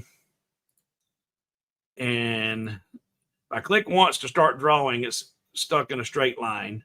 And if I hold shift, it's going to make it go at its closest 45. So there it's bouncing from, 0 to 45 to 90 and whatever that number is to 180. But if you let go of shift, it's just going to be wherever you want. But if you hold the right or the left mouse button, now you can actually start drawing, make that an arc. And watching Patrick do this, and what I'm doing is I've still not figured out how to make that do what I want every time how I want it to do it. It's like there, I've created an anchor point there with the pencil, and I'm going to come over here and left click and hold it. And now and I've released it. Now I've got a curve again. I've not figured out how to do I can't make it do what I want it to when I make it, but Patrick can make that thing dance. So I'm going to draw a straight line and then go to my nodes and then put a node in the middle by hitting the letter M as in Mary, middle, and then hit S over that node. Now it's a curve. And now if I just arrow up, I can create a perfect arc. And then if I want to come and grab these two handles, this one and this one, by selecting them, I can Click on it. There we go. That one. Hold shift and get that one. And now use the control up arrows and arrow those up. And I bring them up just a little bit above the line. And I was like, you know what? I don't like it that high. All right, fine. Bring it down a little bit. Now I've created an arc. So he had a curved line, and he's copying text to path. Now I started here and drew to here. And if we look at node editing and look at that node, that right there, you've got a green square with a black box around it. And this one's got a green square with no black box around it. And Chris, tell me if I'm wrong. The black box that's your origin. That's how you know that's the origin or your beginning of that line. The one with the black box is your origin box or your origin node. So if I now come in here with the pencil tool and I draw from over here to over here, and let's look at the nodes. Yeah, see? There's a black box around that node. That's the origin node on that one. That's the origin node on this one. So whether it's a curved line or a straight line, it shouldn't matter. If I come in here to my text tool now, and you were saying that it copies your text along path backward. So let's come in here and put in Hobo with wood. And we're going to put that on blue layer there. And I'm going to take that, select that line and tell it to copy along path. And I only need to do one. All right. It didn't invert that one.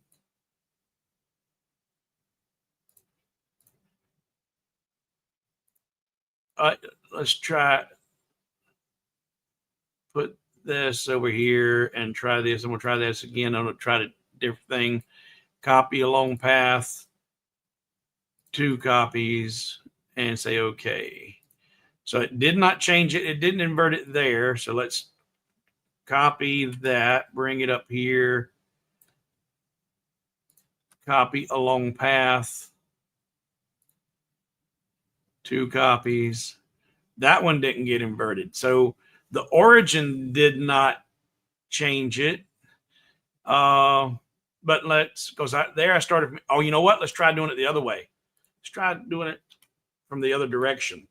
So duplicate that, Control D, duplicate it, bring it down here to the end of the line, because the origin's over here on this line.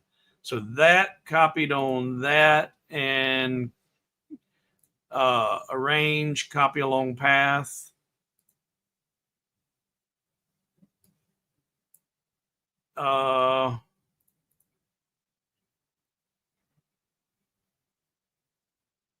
I don't see it. But either way, it's over there, and it did not get inverted. Okay. Scroll out. Yeah, so there's the third one. So it moved it from there to there, but it didn't. So that, what I understood Chris to say was maybe the origin was causing it. Either I didn't understand it correctly, or that didn't cause it there, not the line origin. Did I misinterpret what you were trying to say there, Chris? Let's see here. I want to address this with Chuck before I answer other questions.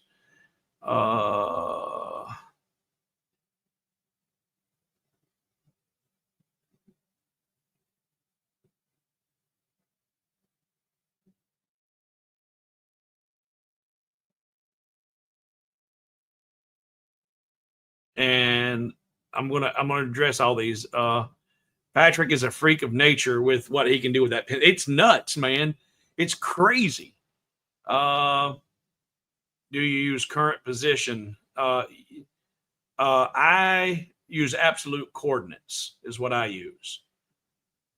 Oh, and I'm looking to see. All right, so I was correct about the black box being the origin node.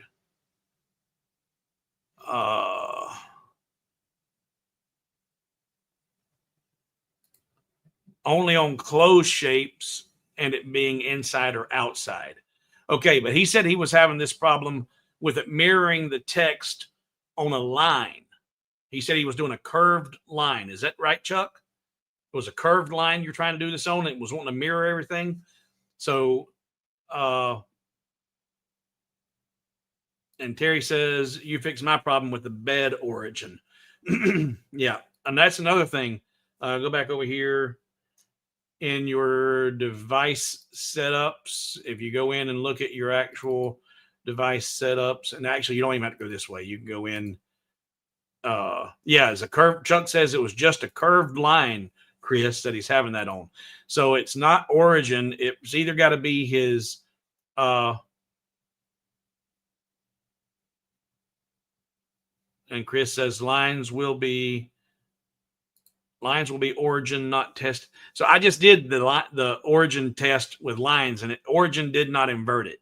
I tried it from both, the origin on this side or on this side of this line and origin on this side. And no matter what I did, it did not invert the text. So now what I'm wondering is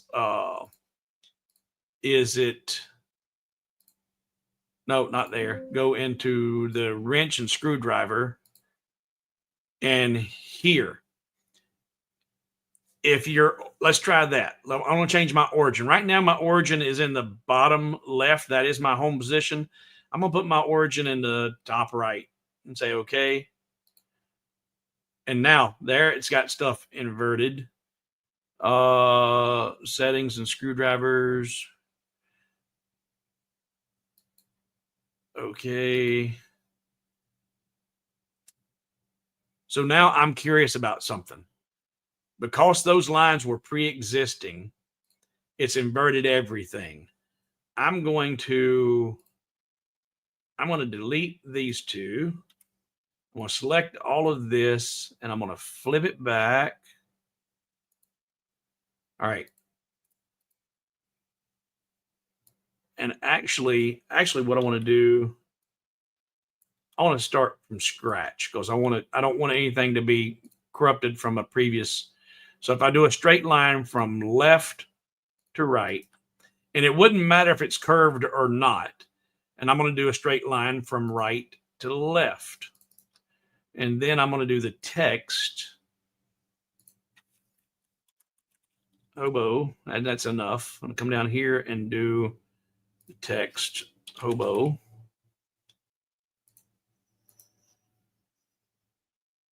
All right, if I copy this one along path using that origin, arrange, copy along path, those do not get inverted. This origin, arrange, copy along path, those didn't get inverted. But now I am kind of curious about something. My origin is over here. And so now if I take this and select this and copy along path,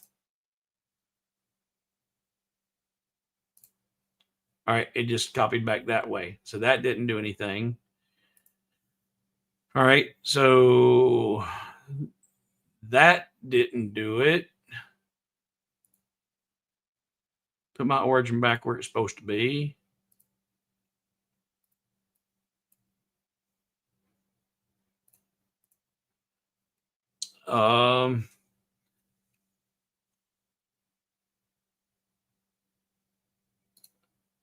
Yeah, I have seen it invert. I haven't tested why. And I'm curving text to the path. All right, so you're not copying a long path. Oh, okay. I think you might just been moving your cursor too much. Maybe. So you're saying you're curving it along path. Let's come over here and grab this. We'll come down and just make it a longer one. Hobo with wood, not wolf, wood. No, I'm good. No, I'm good. Thank you. All right. So I've got Hobo with wood here and I want to curve it. And he's saying it gets inverted. And I have, when you curve it, I have that. Oh, I didn't want to do that.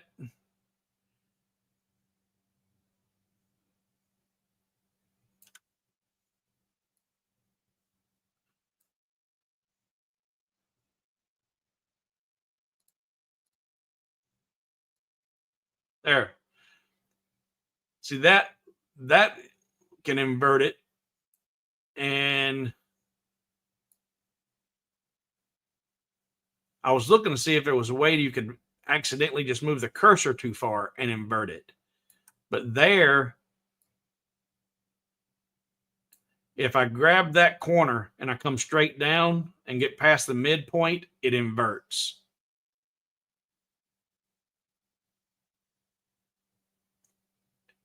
But I can't make it do that with the curve tool.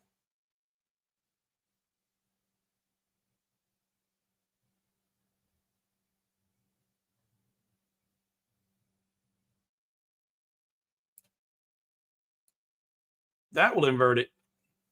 But I can't make it do it with the curve tool, Chuck. I would have to see and slam left to right. Oh, you know what? Okay.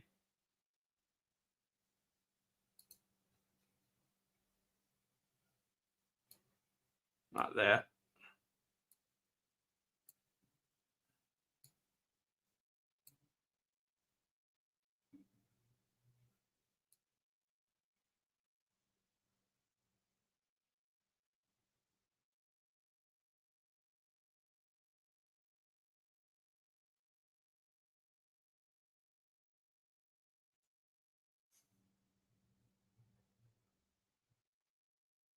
Yeah, I'm not getting it to invert with the curve at all.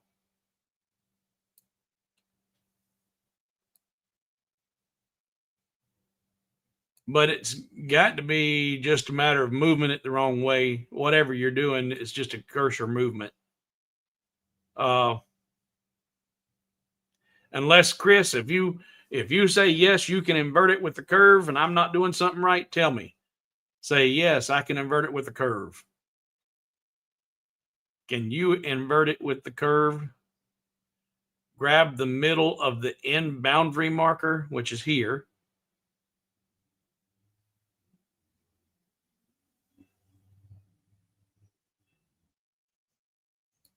That's just going to elongate it.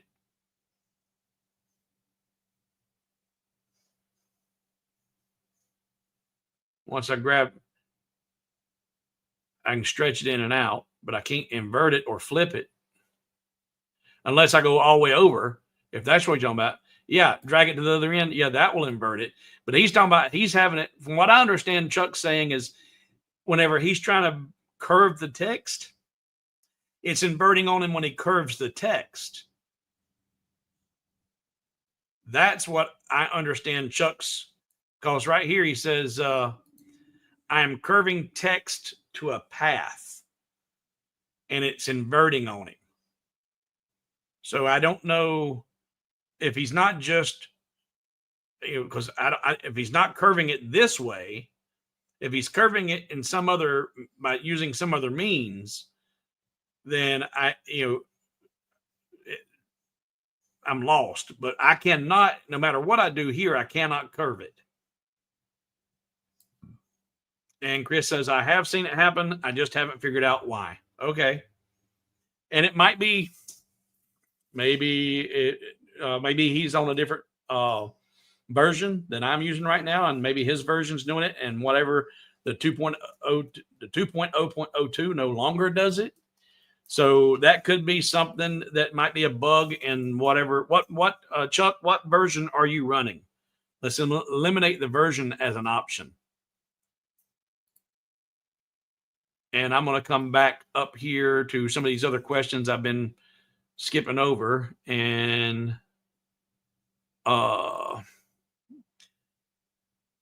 All right, so I made fun of Ian's. Is going to ask a question? No, but we did. And we got that. We figured that out. So now coming down, questions and comments. Questions. Francis, regarding kerf on internal slots, is half kerf outward? No. Nope. Because if you're, and let's just show you. Let's just go over to Lightburn and show you. Switch. I'm going to turn your comment off. I'm going to get rid of all of this. And actually, you know what? I'm going to go over to the other instance of Lightburn. There we go. And I no longer need any of that. Get rid of that. Come over here. All right, so I've got, and that's on a toolpath. I don't want it on toolpath. Let's put on layer, the cut layer, and we're going to put this on a cut layer with 0 kerf. And then I'm going to duplicate that, Control D, duplicate it, and we're going to put that one on the green layer, 03 inline mode, and we're going to duplicate it again and put it on the 04 layer in line mode. And now on the green layer, I'm going to really exaggerate it so you can see this. We're going to do the inward kerf of half of my perfect kerf and say it's going to be, I said I was going to exaggerate it, but I'm not. I'm going to do a half of my perfect kerf and say a 0.07. We'll go there. And actually, that's a 0.065 outward. And not that it matters for this, but there. And then for this one, we'll do inward, and we'll do the perfect kerf, 0.13 or 0.125, and it's inward, so it's negative 0.125. By putting a negative value or in there, it makes it an inward kerf. And now we say okay. But now, in order for okay, now this will be good. Right now, I've only got that one square on there. So when I look at this in preview, it's going to be inverted. The kerfs are going to be inverted. Check this out. Let's look at the green one has the smaller kerf. That's outward is the smaller distance. So if I look at this all and go to preview, there's outward kerf, and see the radius, it's going outward.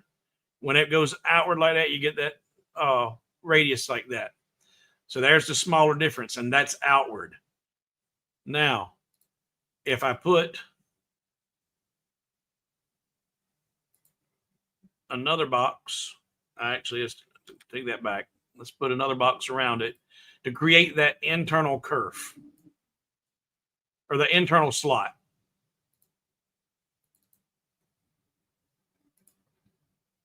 Delete that. There we go. I didn't say okay. Golly. Delete you and okay. There we go. So now that is an internal slot on there. And when I look at both of those, it didn't do what I thought it would do. I've still got that as an outward. I would have thought that would have inverted them by putting that inside there. That wasn't the result I was expecting it to see. But what was the original question was, on internal slots, is half kerf outward the same as half kerf? Is half kerf outward the same as half kerf inward? No. Because one's moving out, one moving in. let's put that on the same layer as the red layer and see if that changes it. I'll bet you that changed it. Nope, still got the smaller one going outward.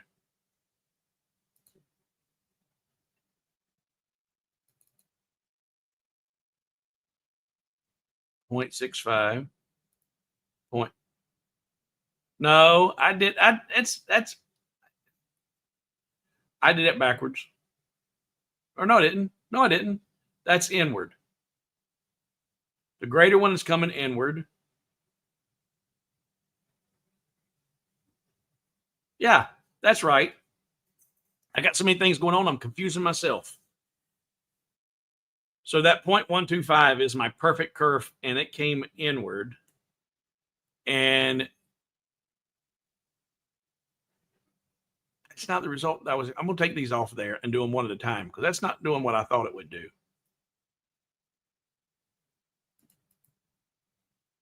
Actually, cancel, select that, delete that.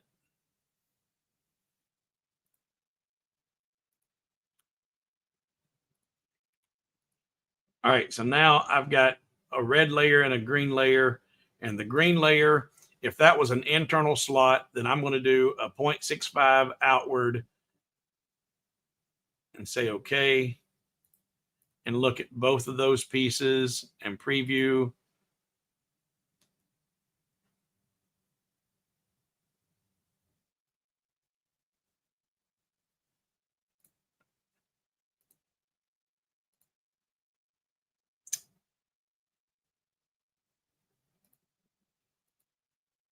Come on.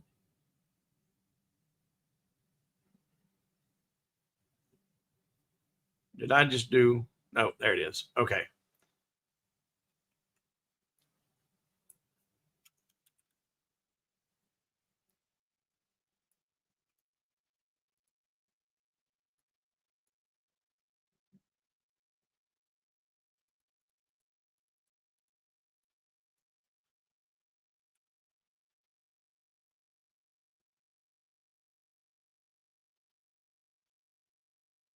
Gold line.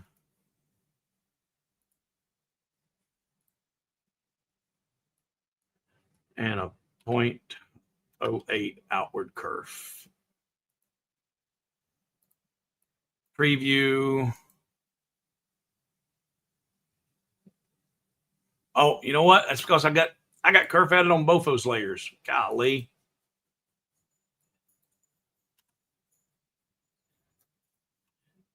And this is the fun part of trying to troubleshoot these and demonstrate these. They're not planned, they're not rehearsed.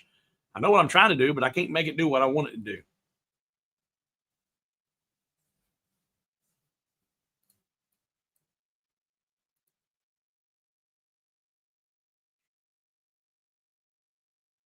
I'm not getting the result that I'm looking to try and show you on screen. But no, to answer your question, no, Francis, if you're moving half the curve inward, and then the other one you're saying is moving the half the curve outward, no, it's not going to be the same result. I'm not following your thought process there. Somebody's blowing up my phone here.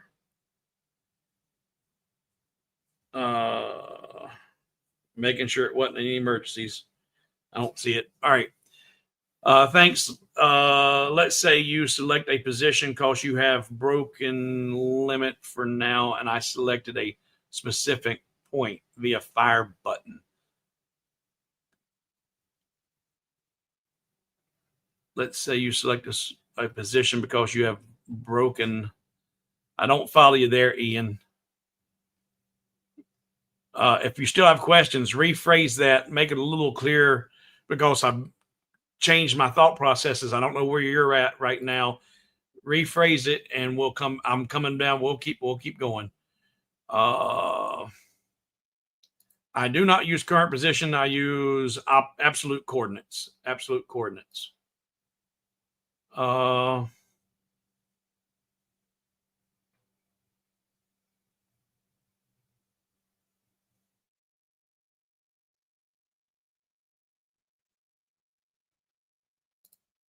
I've just ordered a pen tablet, which I think will be great for node work. We'll see. Yeah, I've thought about getting one of the tablets to help with just doing some free design or free drawing.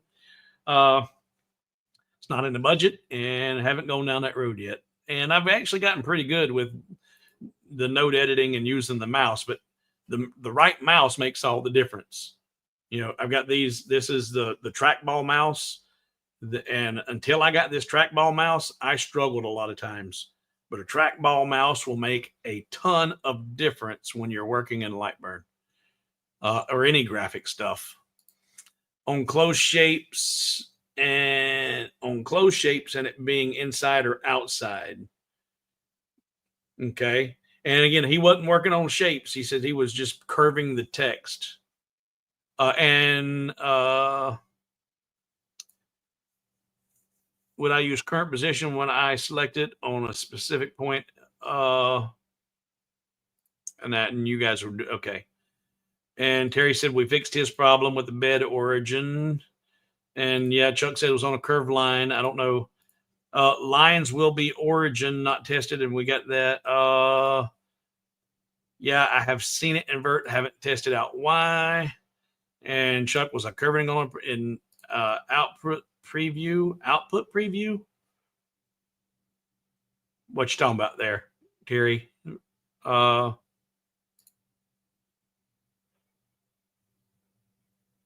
happy birthday to Mom. Happy 99th birthday. God bless. You know, that's a long time.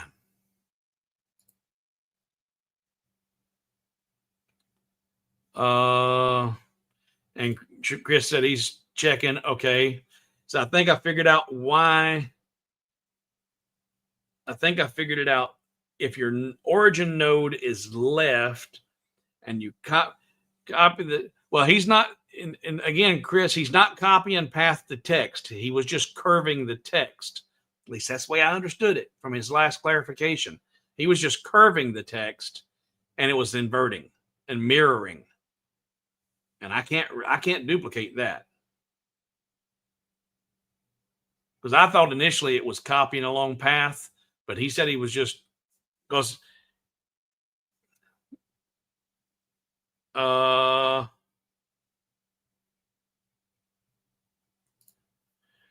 got working what I need. Okay, got it working. What he got just going on. The difference between copy along path and apply text to path. And I don't know if he was even copying text to applying it to path. The way I understood it, he said he was just, and he's using 2.02, but regardless, he said he got it figured out. He's got it straightened out. But first, this is what threw me off. He said it was a curved line.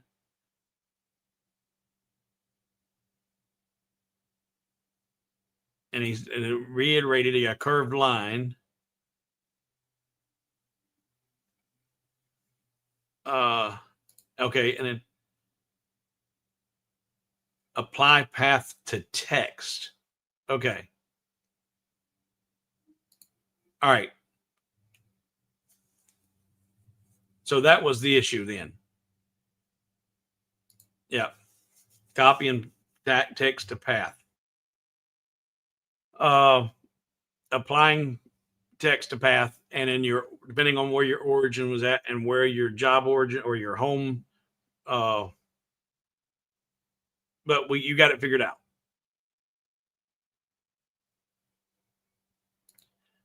And Chris is telling you, Francis, be careful. Lightburn will only run on very few tablets. And I think that's the reason I didn't do it, because some of the ones I found that would work were way out of my budget and I couldn't do that. All right. Does anybody ask any questions that I missed? Because I was trying to get stuff figured out there.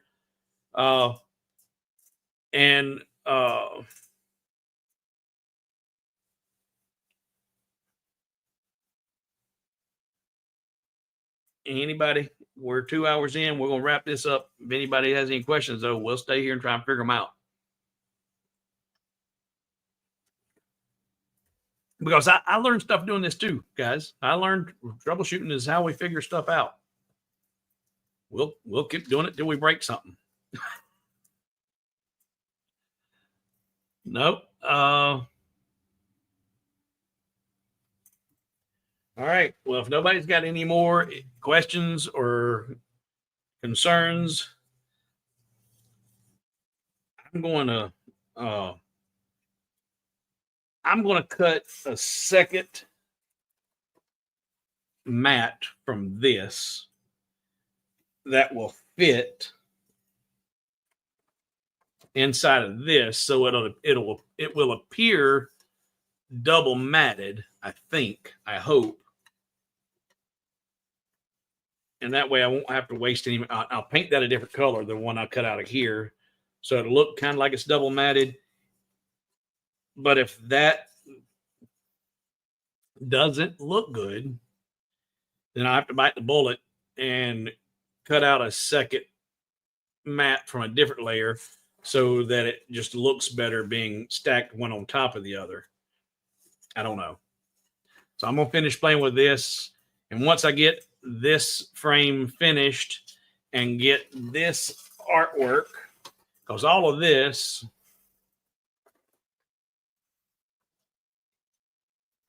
is to put this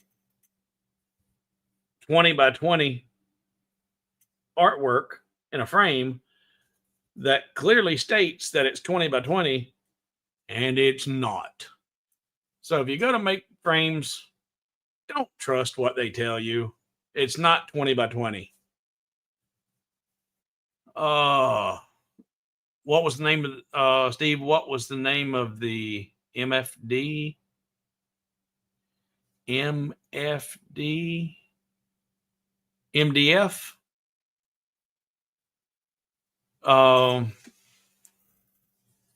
Let me pull that up and I'll put it in here. I shared it on Facebook, but I can share it here in the chat. Yeah.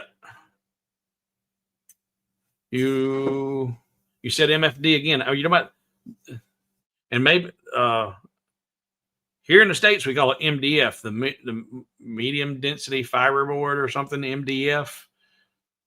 If that's what you're phrasing or referring to, because this actually, the first one I did was I used the pre-painted MDF. This is actually just my painted Baltic birch. I pre-painted it and then cut it out. So, but that MDF that worked out really, really, really, really good. Yeah, Chris, this one is the outer size. This is 20 by 20, but the one they brought, I just did this for them a week and a half ago, and it was a 20 by 30 or a 30 by whatever. And it said that up here, and that was what the artwork was. So why this one is not what the artwork is, I don't know. And I didn't measure it, didn't check it. So let me get this link for Stephen for the MDF, the pre-painted MDF. Because I was really, really happy with how that turned out. Where,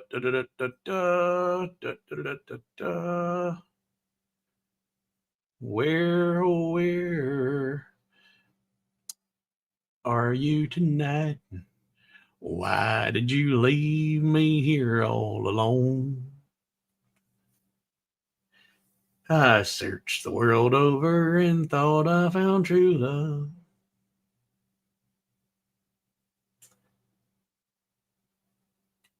But you met another, and another, and another, and another, and another, and you were gone.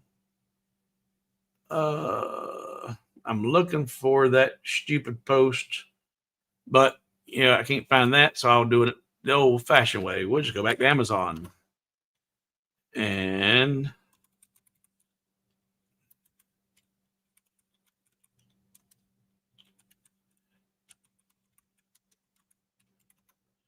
do. Oh, come on now. There we go.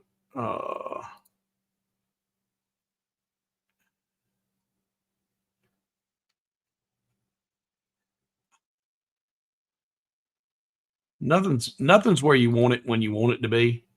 I got another way to do it. I'll go here,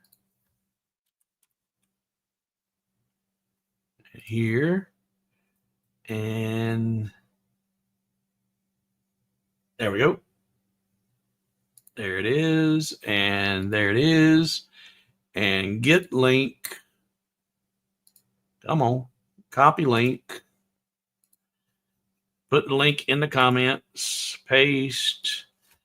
Okay, Stephen, I just posted a link in the comments for the link for that pre-finished MDF that I got from Amazon. Whether or not you'll be able to get that same over there in the UK, I don't know. But hopefully. How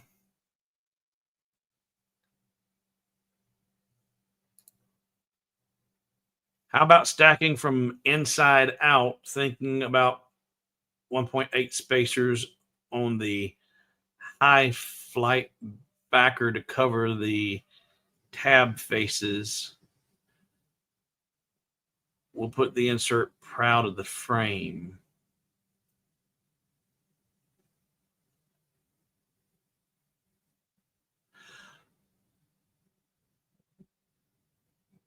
I think I know. You know what? I think I follow what you're saying on your piece, Jim. I think that would be absolutely wicked. That'd be gorgeous on your piece. I like that. I like that a lot. I don't know. I don't. It wouldn't work with this, but I like that idea a lot. And just so you guys know what we're talking about, Jim's got a piece. And Jim, do you mind if I share the picture? Do you mind? And I'm going to leave this comment on here so I can see where I'm at in the stream. But do you mind if I share your latest picture you sent me of your finished piece, so people can see what we're talking about? I'm gonna go to the bottom and look for Jim to say yes or no. Can I share that image?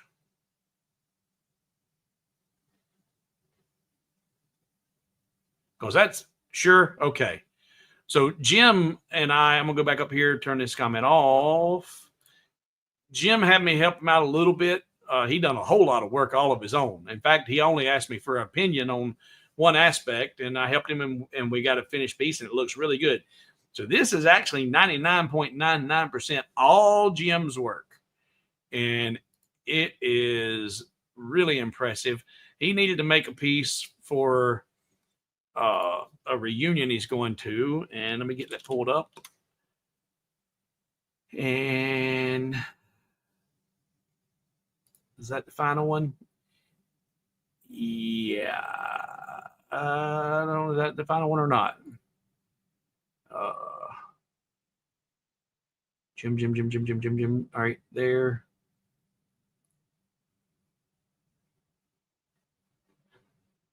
We've got a before and after, and I want to make sure I'm looking at the right one.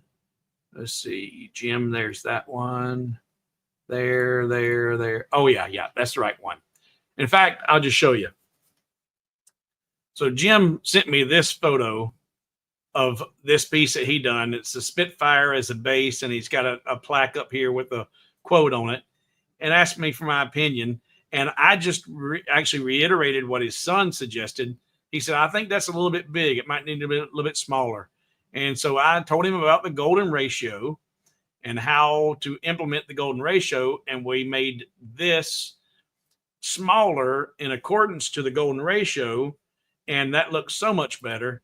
And what he was talking about, this here is cut out so that he can drop in different quotes for different pieces. It's got it's not, it's a separate piece, but he's talking about putting a smaller piece. If like this was 3 millimeter, he's putting like a 1.5 millimeter piece in behind here that raises this piece up So it's not completely proud. It's just a little proud of that. And it looks like almost like that's an embossed piece of wood, or that's a recent that looks good.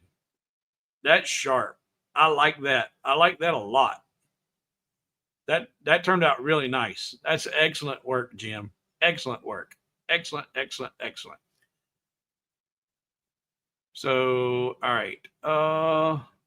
We're gonna keep. I got still questions. I'm gonna keep getting them until I'll get them all answered, or we'll go. But that looks really, really good.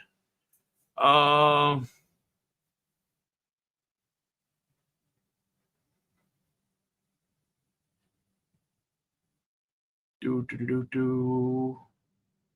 There's that.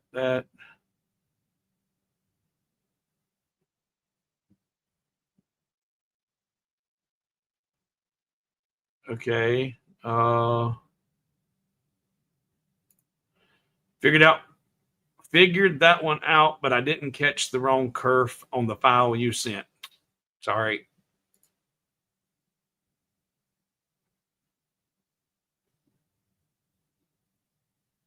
Yep. And Jim says, thank you all. Nice one. Everybody says nice one, looks good. And then he says, thank you. All right. If there's nothing else, we're going to wrap it, and I'm going to go finish this frame. And then once I figure out the best outcome, whatever the final version I put up, I'll have it on the website this week. If not today, tomorrow, or Monday. Be sure and watch for tomorrow's stream or video. Tomorrow I'll be dropping the Hobo with Wood and patches. Again, taking a chapter from Patrick in his channel. I'm doing hat patches now. So that video drops tomorrow at noon.